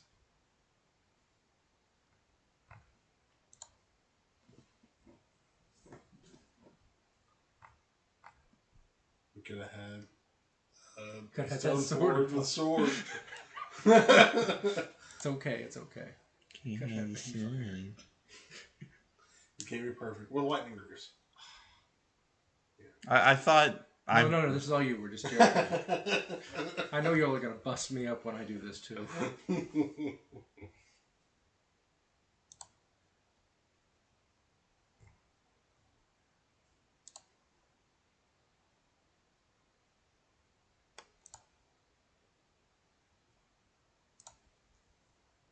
No commentary on the reasons, man? I don't have to explain what you see when I'm picking. I don't need to explain myself. Well, it just makes for bad content. You got to tell the viewers why. I'm picking blue. All right. Give the viewers more, Jeff.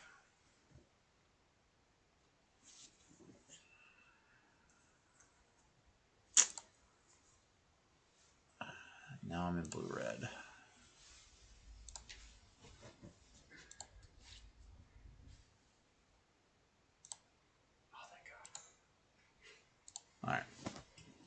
All right, Brandon, this one's all you. Oh, okay. I guess you have to state a reason why. No. He's just picking cards. They can figure it out. All right. This is our deck. Now we're blue-red, correct? Yes. Yeah. So, my first pick is that Magna. Just because it gives us a 2-drop and gives us a way to get more mana out there. Okay, Magna it is.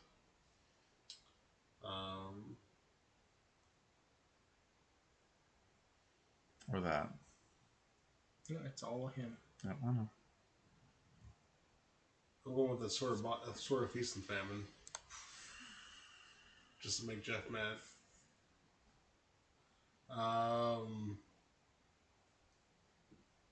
Fury.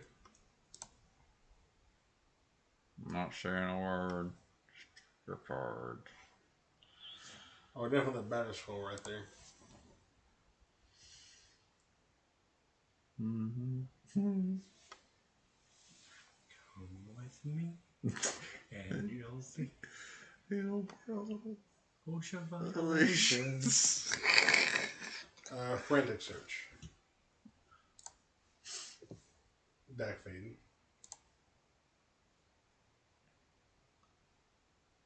What does Layla do? Everything. Layla. Ancestral Vision.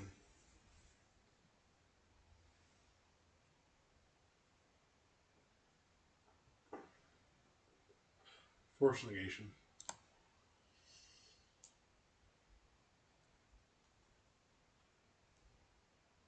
Echo Beyonds.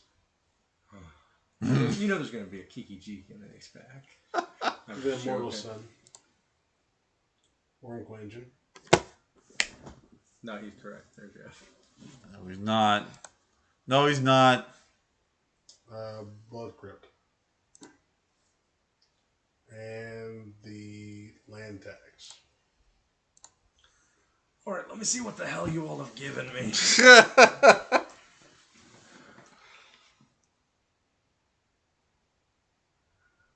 Okay, let's go. Let's go. Brainstone. If you don't take her, I'm going to curse you in my head. I'm sorry, but Adeline doesn't fit in these colors. Give me the Wooded Foothills. That's your one pass.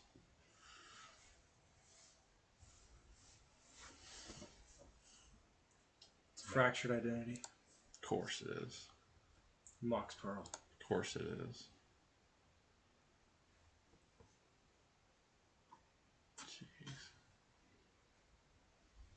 Chandra Torture Defiance.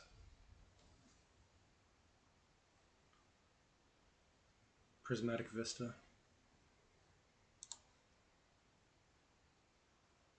Yawgmoth's Bargain. Dormammu of Kundabar. Dormammu, I want that Glenolindra. With the Bone Shards. I want the Relic of Progenitus.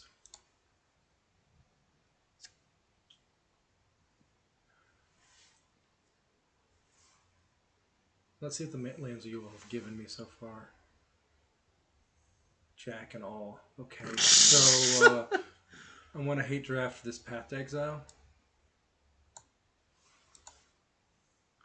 Let's take this Inquisition of Kozilek.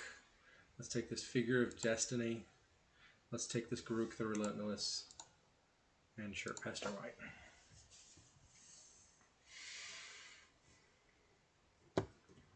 Alright, Brandon, figure this one out.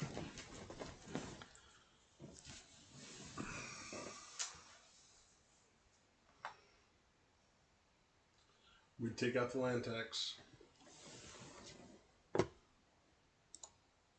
The Spellbinder.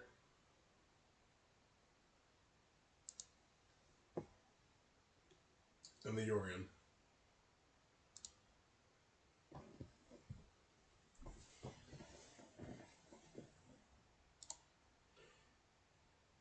Did you cut Garuk? We're on a green.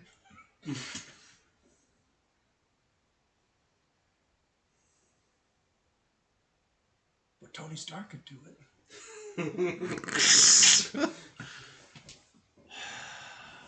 In a cave. Lots of scraps. What are you cutting, Jeff? You got 2 more picks, man.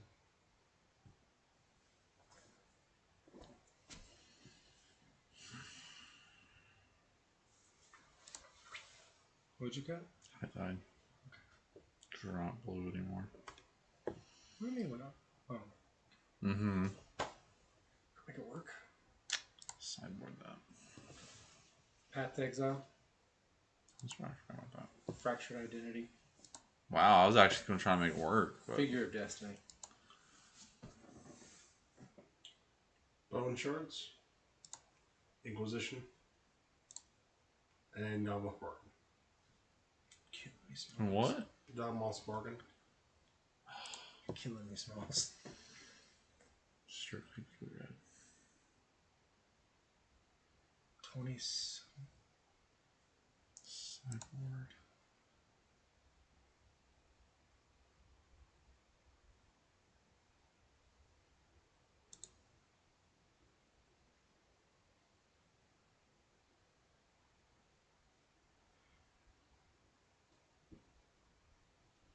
Played against a person who had one turn, one lay. The blade forged against me. It was almost impossible. Here you go. Blood Crypt. Ancestral Vision.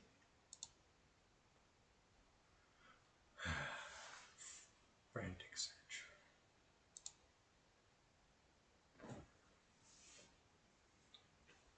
We're there. Well, you got this during Wildwood. For anyone who's watching later, please tell me that there's a drill you have put in my head. Alright. Alright. This deck it's playable. Oh, it's very playable. This looks like the kind of thing I wind up with. This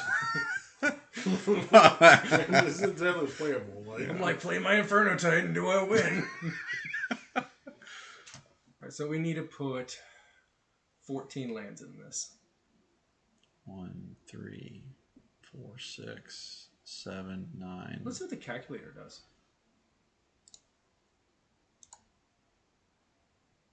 Pretty close.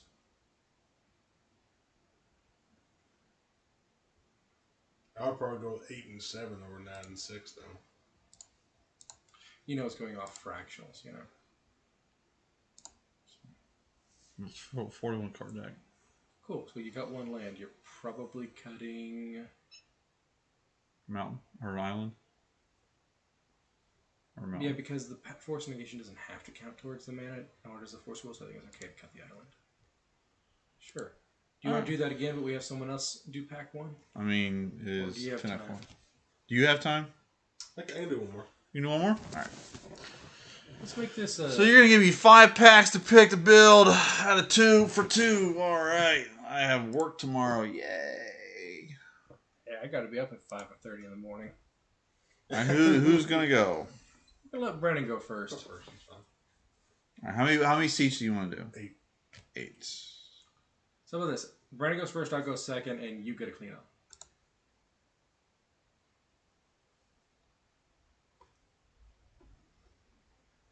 Oh, for love of Christ. This program is telling me draft storm, draft storm, draft storm. I don't see your called draft storm here. Yeah, I don't see a Black Lotus or Lion's Eye item. You don't need those for storm, dude. You don't need it like it doesn't. Ave doesn't have a black lotus. It has a lotus bloom. You literally have 4 Black Lotuses in that deck. I need to wait till turn 4. Imperial Recruiter.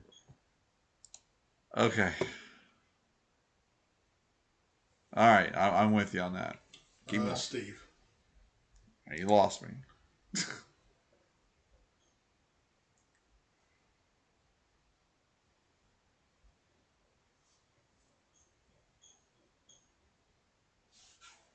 Hazard. Sorry, I'm just looking. Yeah, sure, yeah. Just do mono red. Just do mono This red. pack is so bad. Do mono fucking red. Do red, dude. And at that point he goes, I think I'll take the Tide Hollow Scholar. Bitter Blossom. What?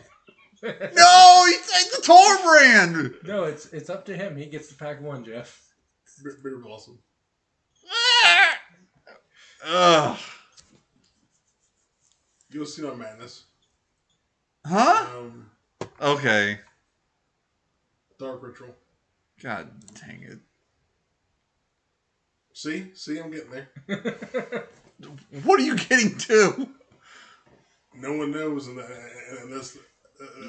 God, he's drafting 5 colors. Look at this. I already know what he's taking. I'm just going to hover over it. I'm just going to hover right over it. He could take the Toxic Deluge. He's not taking the Toxic Deluge. This is where He's not taking that. He's taking the Golos. He could take that Elspeth. He's not taking the Elspeth. He's not. Actually, I haven't taken the Elspeth as a champion. Yeah, okay. Keep going. I really want the Bison, but I'm not taking it. Woe Strider. Okay, over here. Oh, come on! You know who's going to take that Mana Tithe. No, he isn't.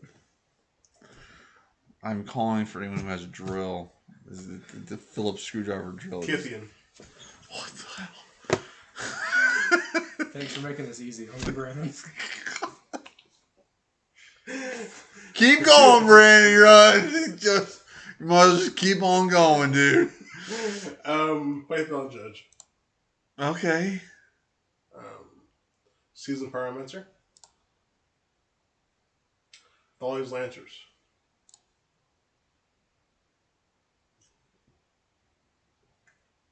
Ty Hollisculler.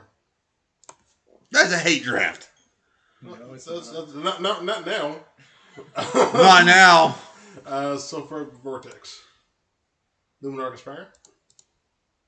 And that Bison that came back to me. I knew it would. Okay, let me see what he's done for me, Jeff. He's giving me a headache.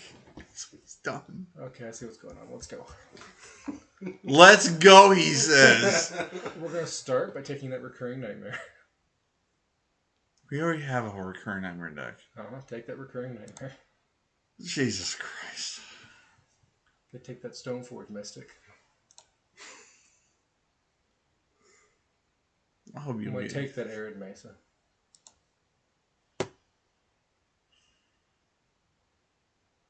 Take that Ravages of War.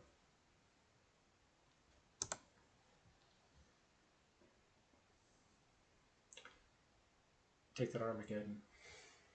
Oh my God. Take the Baneslayer.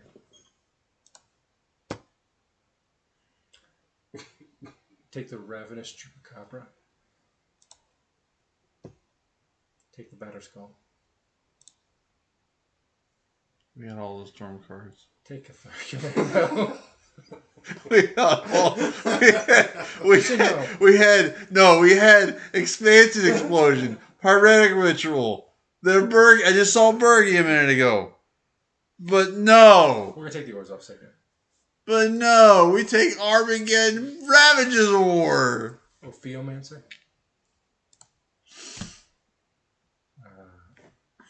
Elspeth. Lysa. Turok. Toski. Day of Judgment. You get why I went with the Ravages of War Armageddon? No. I did. Okay. It's up to you, Jeff. Save the day. You took Tezzeret. Come on! There are actually some good choices there.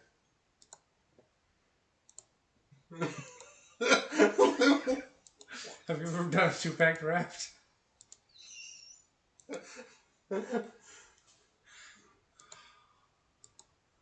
You didn't take Oko? I blinded all those. We know. There's some good cards in this packs. That actually worked well with There was a good deck in all three of these, but we did not go that route. What are you talking about? We were playing... What the hell are we playing? Well, let me show you what we're playing. Cut this, the Seagate Collar. Cut the Steve. Cut the Toski. Cut Thrastuscan, Elder Gargadon, and Blightsteel. Cut the High Tide. We have High Tide? Oh. Yeah, you drafted it. Cut the Abrade. Cut the... Actually, sorry, put the Abrade back in. Cut the Frantic Search. Cut the Tezzeret. I'd say cut the Ugin. Cut Dreddy Spaghetti. What do you see going on here, Jeff? Oh, and cut Yawgmoth.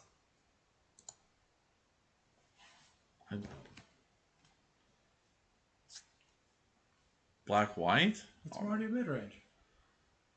I don't...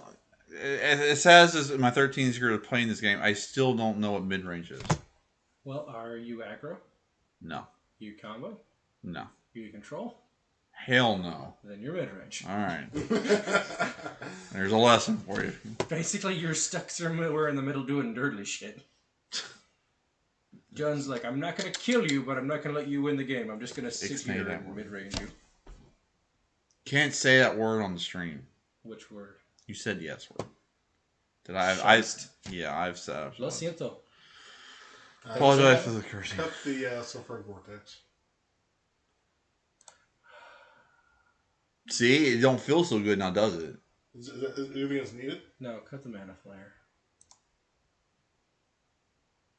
No, this is not a sulfuric vortex deck. I was like, this is wrong. Let me cut the hazard too. No, I was just thinking about like the 3 cards we really needed out of pack 3 that just went bye-bye. Oh yeah, there's plenty of them. Let me cut the hazard. Yeah, cut the hazard. Maybe the Seasoned Pyromancer. No. Cut the Seasoned Pyromancer. Yeah, hang on. Pyromancer. Yes. Yes. Yes. Yes. Yes. Yeah. No. No. Yes. Yes. Yes.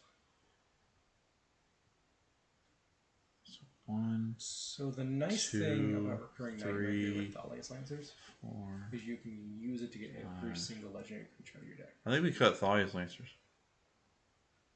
There's only 5 cards it finds. It's 5 cards it finds.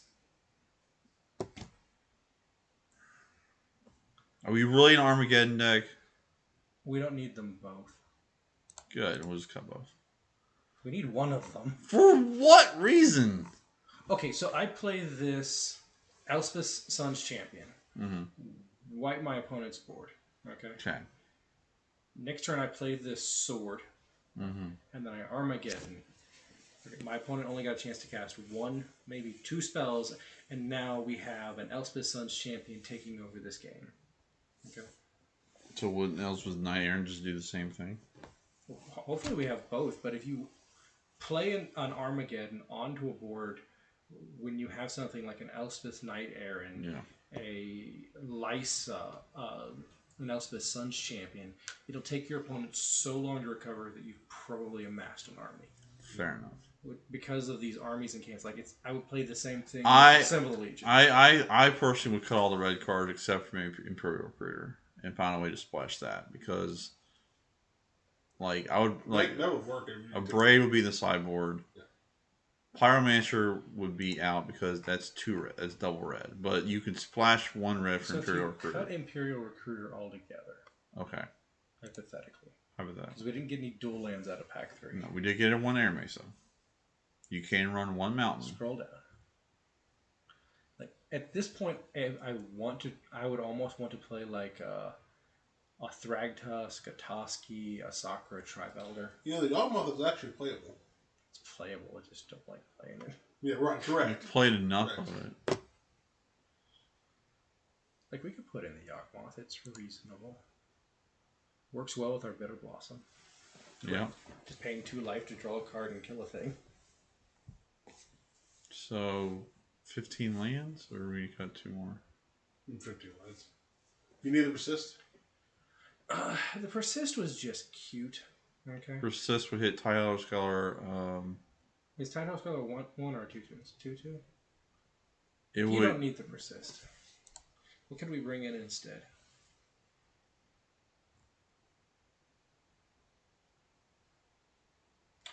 Okay, I want to bring in the Armageddon. Yeah. I know you all are Armageddon Ravages of Wars players. You probably don't do it very often. No. I mean, I see where you're coming from. And and those cards are on the list. Like, I don't like playing myself, but they're in here because there are people in this world who remain nameless that want to play those cards. But what's one thing I wish you had here was a Crucible of Worlds. Where's the force coming from? Like, where's the island? Oh, it's looking at your sideboard cards. Yeah. That's why I don't use calculator. Okay, hang on, close for a second. So we need 17 lands, right? Let's do some math. 1, 2, 3, 4, 5, 6, 7, 8, 9, 10, 11, 12, 13, 14, 15, 16, 17, 18, 19, 20 versus 1, No, we're 2, running 3, 15 4, lands. 5, 6, 7, 8, 9, 10, 11, 12, 13, 14. Actually, I just realized all you guys can fetch Caracas. Mm-hmm. Thought you can fetch Caracas, and with Recurring Nightmare, you can use it to get Caracas, Elspeth, and Turok out of your deck all off the same thing. This card just keeps getting better and better and better. I mean, that's the kind of card you want to rinse and clean through Recurring Nightmare, especially when you have token generators like Elspeth and Ophiomancer. And Bitter Blossom. Yeah. So those cards let you just keep recurring with Recurring Nightmare over and over again. So I mean, we're already at 13 cards. The one thing this deck's really missing is like a discard outlet. Yeah. We probably missed it. Probably in pack 3. Yep. Along with 2 swords. But that's fine. That's fine. So we need 15 lands. So I'll go with... That's... It's going to be like a 65-35% split between plains and swamps. So 9 and 6? 9 and 6, 8 and 7. So 8 here. That's 42 cards. Did I miscount somewhere? You literally put 17 lands in without consideration of your Arid Mesa or your Yeah, Caracas. Cut the Arid Mesa. Cut a swamp.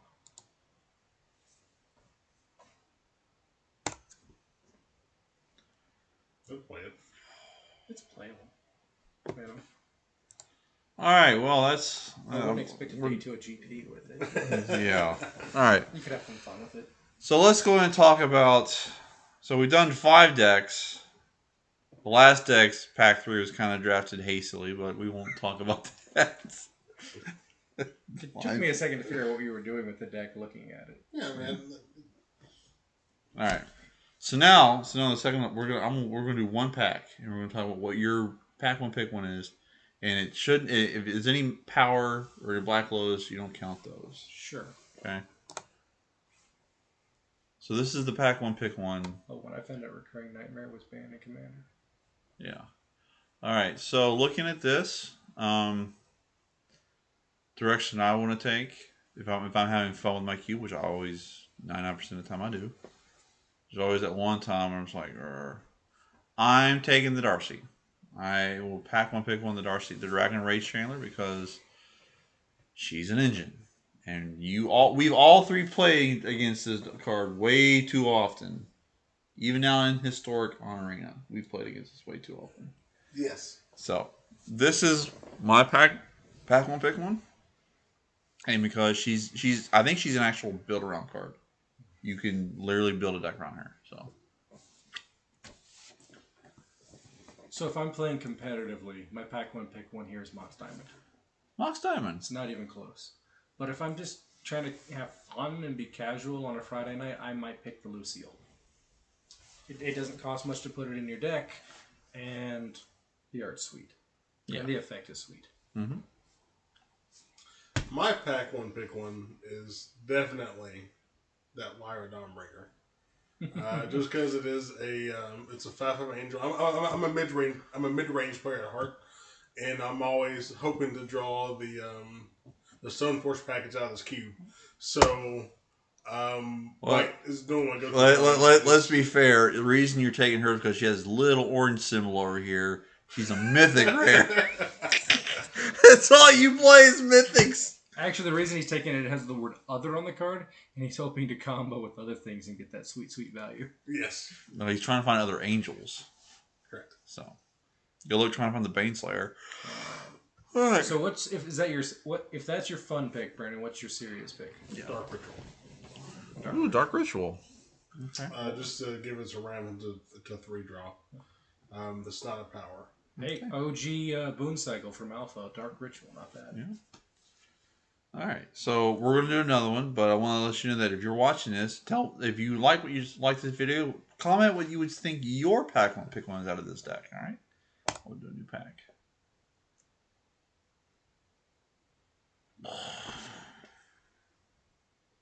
Well, I won't agree with Nathan on this. I'm taking the Oko. All right, that's your competitive pick. What's your fun pick? Oko. It's all right. So I'm gonna do my casual rant about this card. This card is broken on the field, but it's not like you have to constantly swing at the Oko to not make it as powerful as possible. The problem with Oko is that there is no negative ability in the middle. If that was a negative one, it's probably be fine. All right, Brandon, what would your pack one pick one be? It's the same as before. Imperial Recruiter. Okay. Just because it's a search card as well as it's just it's in my wheelhouse. Yes, Oko's good and all, but like everyone picks Oko.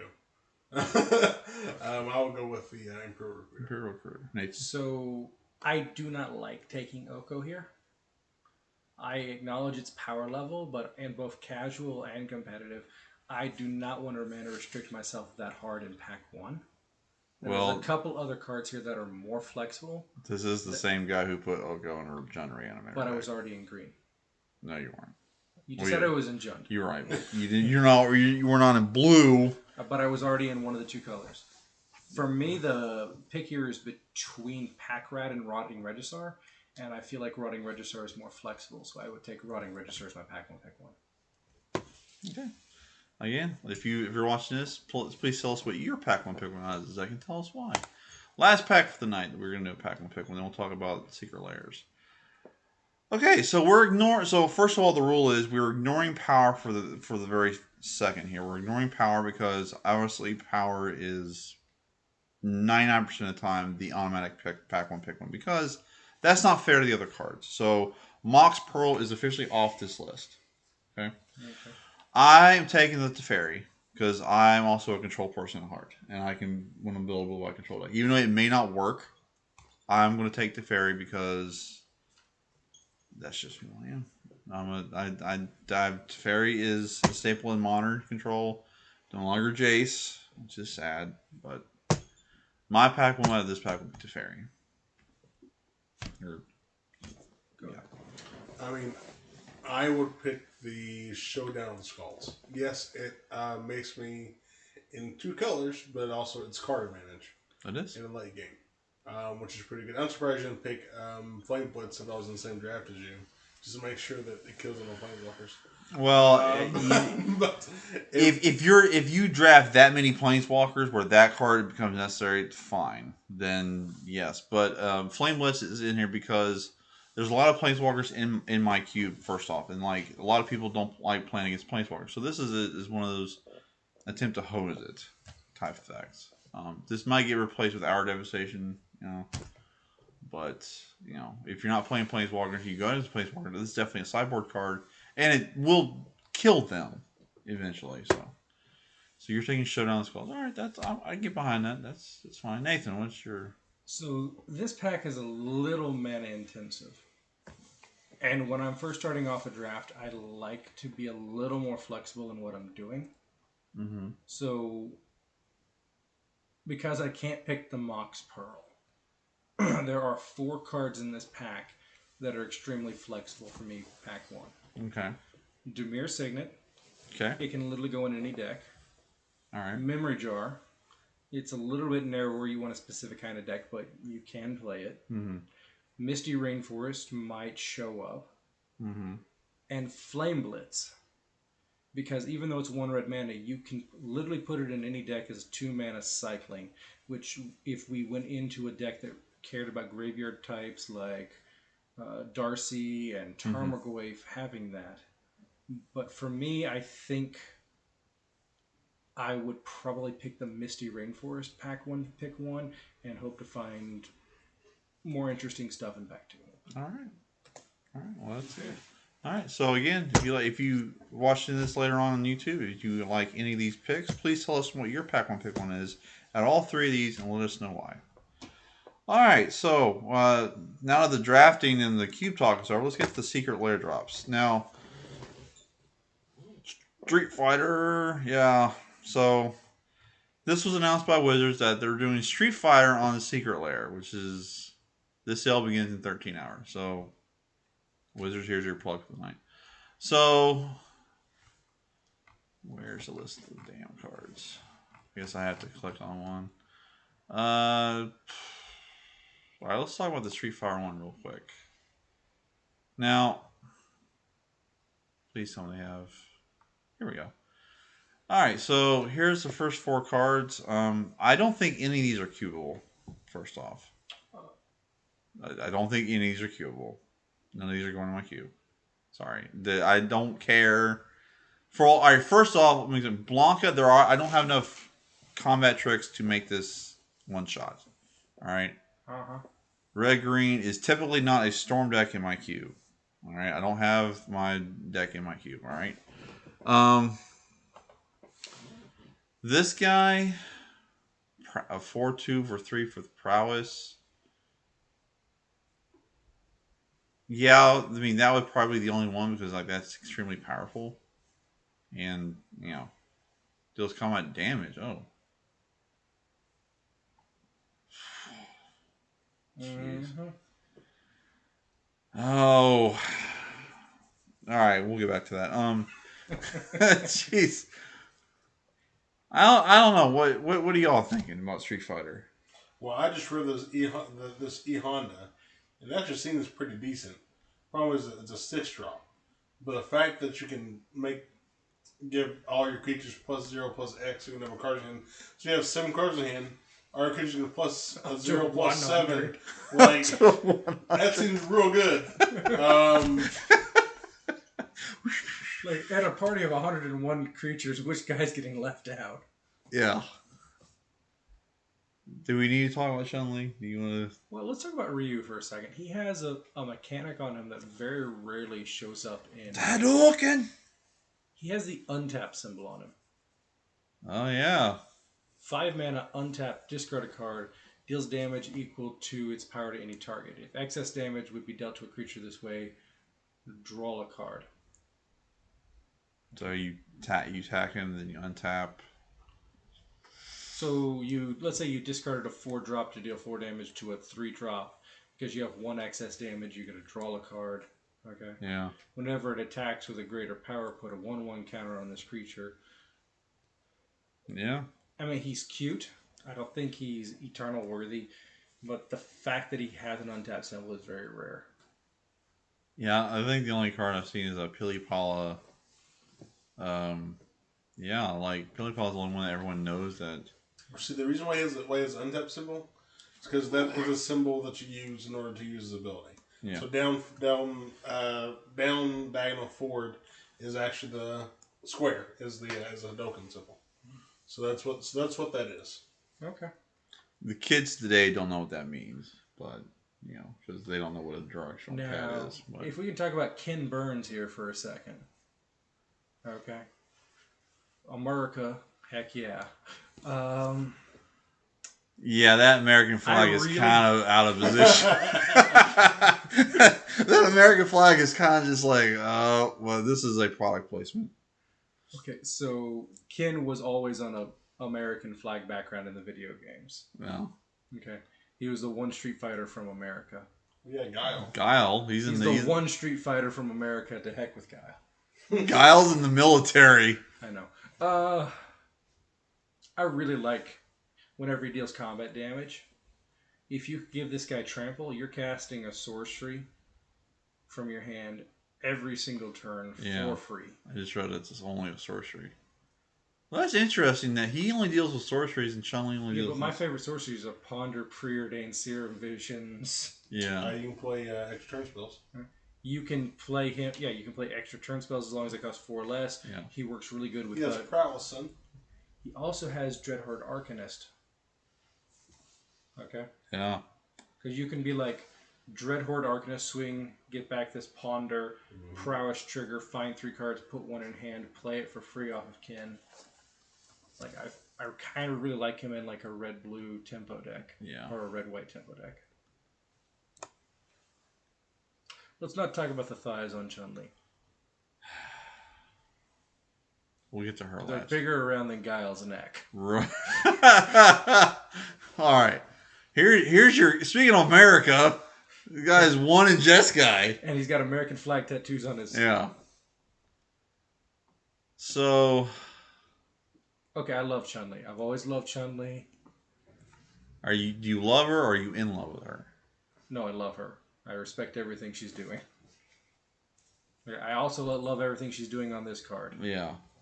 So, watching a YouTube video, and I don't know if I'm allowed to say it other people's channels on live. You were just watching another. I was watching another YouTube video, and they were talking about like you put all these cute little one minute instances like Fervent Strike, like Snap, or stuff the X on. You just Oh yeah, she works really good with Kin over there. yeah. Mm-hmm. The one true American. Yeah.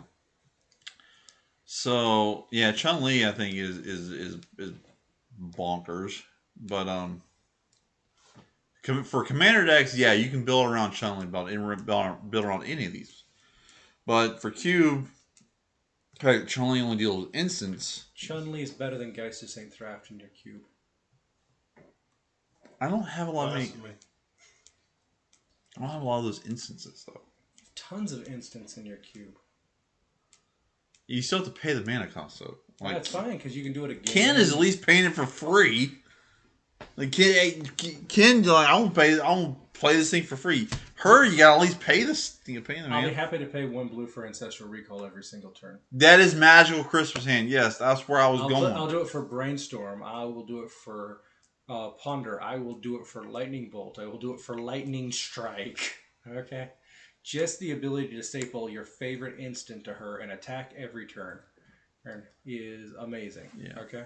And it says when she attacks, not when she deals damage. So if you're attacking into 2 creatures, you can be like, attack, Lightning Bolt this thing, please block my Chun-Li. You're making him sound too powerful. What? You're making him sound too broken. I say Chun-Li's better than Geist of St. Thraft. And Brandon can hate me all she wants because you only need to kick this thing once. Yeah. Sword, boom. Alright, so do we need to talk about the others? No, because I'm going to have Chun-Li alter to have an Ancestral Recall on a Lightning Bolt on each Alright. one of her legs. Jesus Christ. Alright. Is there any other secret bones you want to talk about? Do you want to read the other 3 real quick? We can.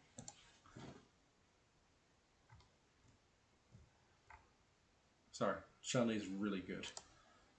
Right. Alright, so I will talk about Zangief. So he's kind of got the old Zergo feel to it. The fact that he costs the old Zergo they meant cost 2 in Mars. This costs 2 in Jund. He's not a 7/2. He's a 7/4.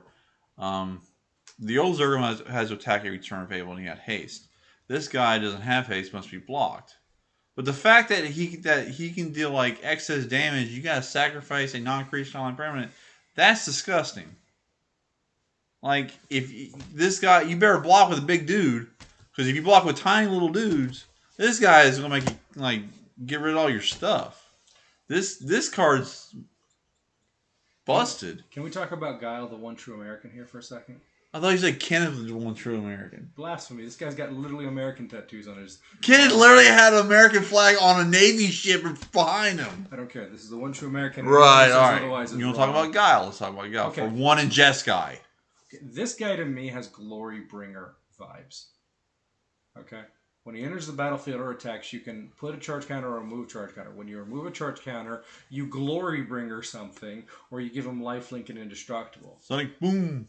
But because you can... Glory Bringer doesn't untap. This guy does. This guy does untap, which means you immediately get to put a counter on it. So it's kind of a better Glory Bringer, but you've got to be in 3 colors. Right. All upsides you got to protect him. Downsides you got to protect him a little bit. Yeah. But he kind of... Okay, yeah. So the real good thing about it is the fact that he has 3 colors, so you can play Gal as your commander, and have Chun-Li, Ken, and Ryu in the same deck. Commander. Oh yeah, if I'm attacking with Chun-Li and Guile, the game's over. Just 7 mana creatures. Okay. You just go in a commander game and just play, hey, I'm attacking you with Guile and Chun-Li. Must figure this out. 7 damage coming at you. Let's go. I guess no one wants to talk Okay, about let's talk about Dawson, the Flyable Pacifist. A 4-mana 1/3 is already terrible stats. I think he's the worst one of the 8. Mm-hmm. He's got reach. He has attack hexproof as long as he's not attacking. As long as he is attacking. Oh, as long as he is attacking. When a creature... No, unless he's attacking, he has Sorry, to. sorry, Okay. yeah. Whenever a creature you control with reach attacks, untap it. and it can't be blocked by creatures with greater power this combat. So the video I was watching today say like if you play like low to the ground creatures, this guy works good, or you can play like cheap flyers. So to me, this has looter or Ilkor feels to it. Okay, because if you just remove the word teleport and fierce punch, he literally says reach. Okay. Yeah. He has hexproof while he's not attacking. Okay.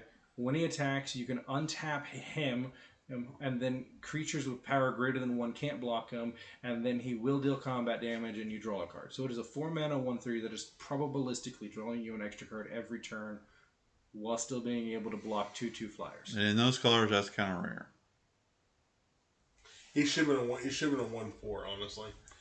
He should have been a 1/4 or 1 less mana. Because the three defense there makes him a huge target to most burn spells, most played burn spells, I have to say. So I think the idea here is he is supposed to be played with the first one we saw, okay? Because the first one we saw allows him to assign combat damage to his toughness. So you're still attacking for 3, you're drawing a card, can't be blocked by creatures more than 1, but then you're getting cute putting those 2 cards in the same deck. It works. I mean, you make him like a 1/7 because you have 4 cards in hand. It's still playable. So if you had to pick the best 3, for me it's Chun-Li and the 2 true-blooded Americans. Yeah, I have to go with that. Like Chun-Li, I was like Chun-Li, Ken, and Zangief. I really love this. I'm sorry, but this thing right here, where it says deal damage to a creature, that creature deals excess damage.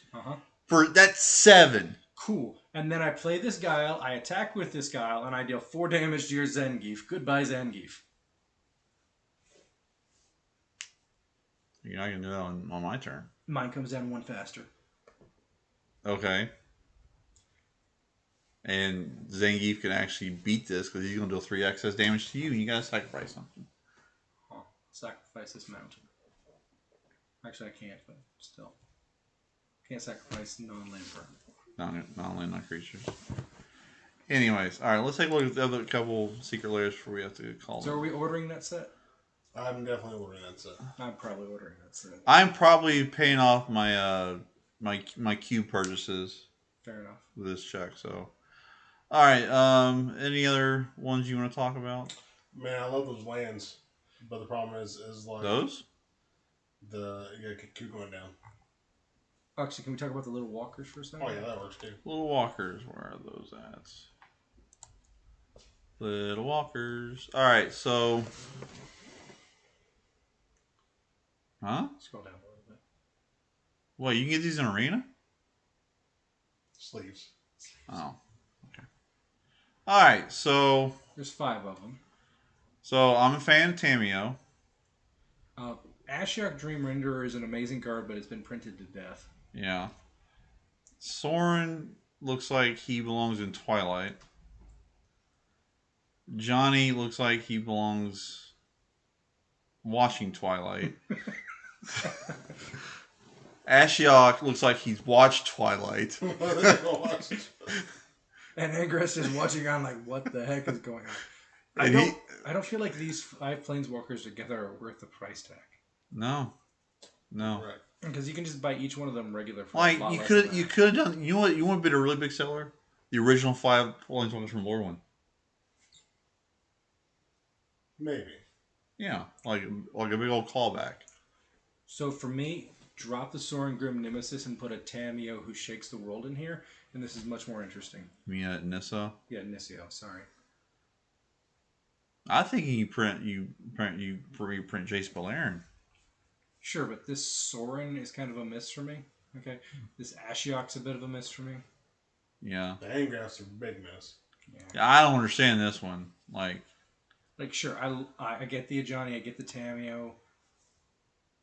Tamio looks cute.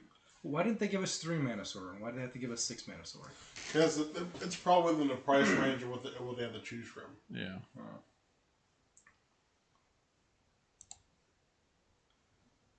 So let's see. Well, all right, I'll talk about this one because So Oh, I'm I love these cards. I'm probably gonna be venting this card so I can give your brain freeze back. Okay. You know I appreciate it, but that's like $80 I kind of owe you. It's So- in limbo. The bribery, I'll probably end up getting that one too because I need a foil bribery in my cube. I'm not really interested in the snap or the unmask or the shadow of doubt, but Can we talk about Snap for a second? sure. I believe this will be the second only printing of Snap in foil. And that is a very expensive foil uncommon in paper. I don't think it's gonna make the price go down. No, but it will make it more accessible to those who want it. Right. If we can go and look up the price on the foil regular Snap real quick.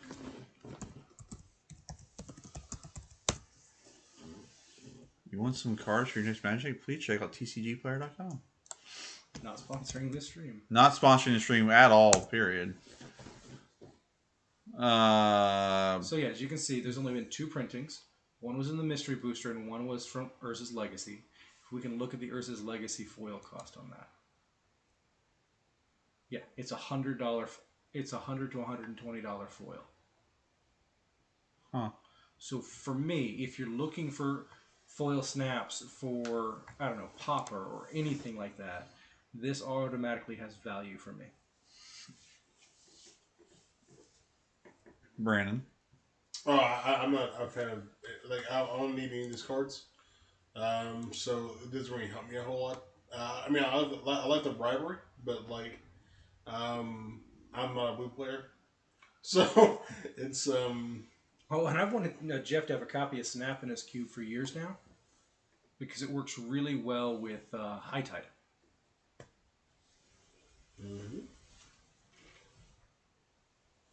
Because I can go snap your creature, float a mana, Snapcaster Mage, snap back my Snapcaster Mage to my hand, float more mana, replay the High Tide, get a whole bunch more mana.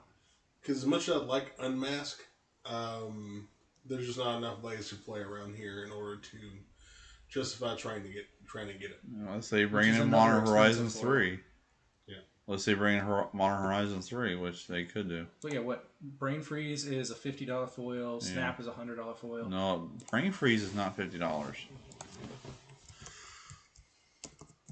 It's not. But it's only been printed once in foil, so...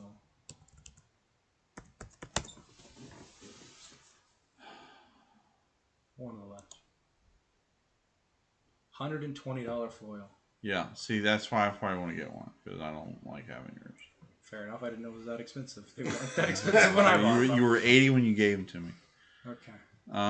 So yeah, those 2 cards getting reprinted is kind of nice. Yes. What the hell are these? Those are the astrology lands.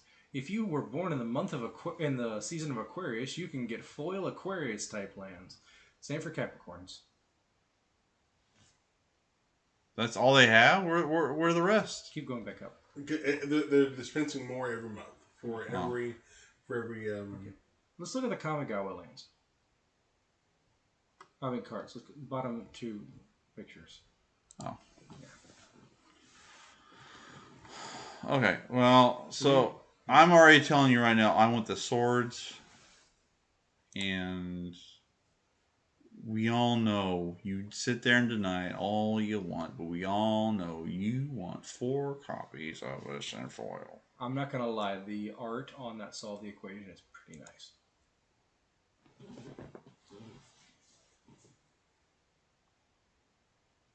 Huh. That tells a story. Whoever Tezzeret is working with is after more than the Emperor, Tamiyo. And then you get to see Jingataxis. Jin-Gitaxias in the background. If you actually look on Praetor's Grasp, you get to see Jin-Gitaxias, Tamiyo, and Tezzeret in the same art.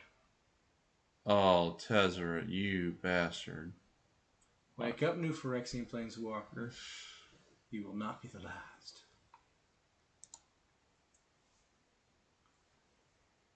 Huh. Who knew Tamiyo had a son? Anyway, so like this Swords of Plowshares is like extremely beautiful. Just cutting somebody up with a sword is just yeah. I don't know why Idyllic Tutor. Just I saw the equation. I don't. So, Solve the Equation and Idyllic Tutor are great tutors for Commander. Hmm. So what other sets do we have? Let's see. We have the Japanese land. We already discussed those lands. That's about it. Well, who's special cast?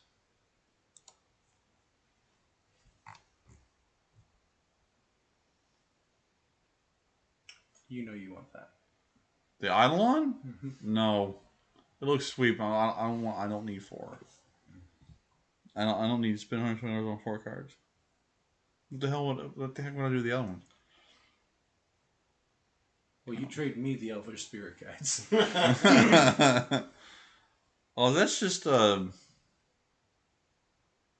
Oh, that's a. That's original Simian Spirit Guide. Simian Spirit Guide was plain shifted into from Elvish Spirit Guide. Yep. Oh. Yeah, imagine if they were both legal and modern at the same time. Jeez. They might reprint that in Modern Masters Horizon 3. Who knows? I hope not. I doubt that it's abandoned the. Give us the blue one. There's a blue one? No. Oh. I'll take a white one all day. No. They can't, though. Why? Belcher. Not Belcher, the Oops I'll spell this deck. Mm-hmm. Why they can't do any colors, right? Yeah. Because that allows them to immediately pay 1 for their City Guild uniform. Alright. True. Well, there you have it, folks. There's your Cube Up Talk episode 3. I want to thank my special guests, Nathan and Brendan from Kentucky Eclipse Gamers. We drafting all 5 decks that had mostly Chandras in it, and we drafted at least 3 recurring Nightmare decks, and God knows there's a sort of body mind in all 5 of these decks. What I'm gonna try to do is I'm gonna try to get at least 2 of these decks, not all 5, because there's not enough cards.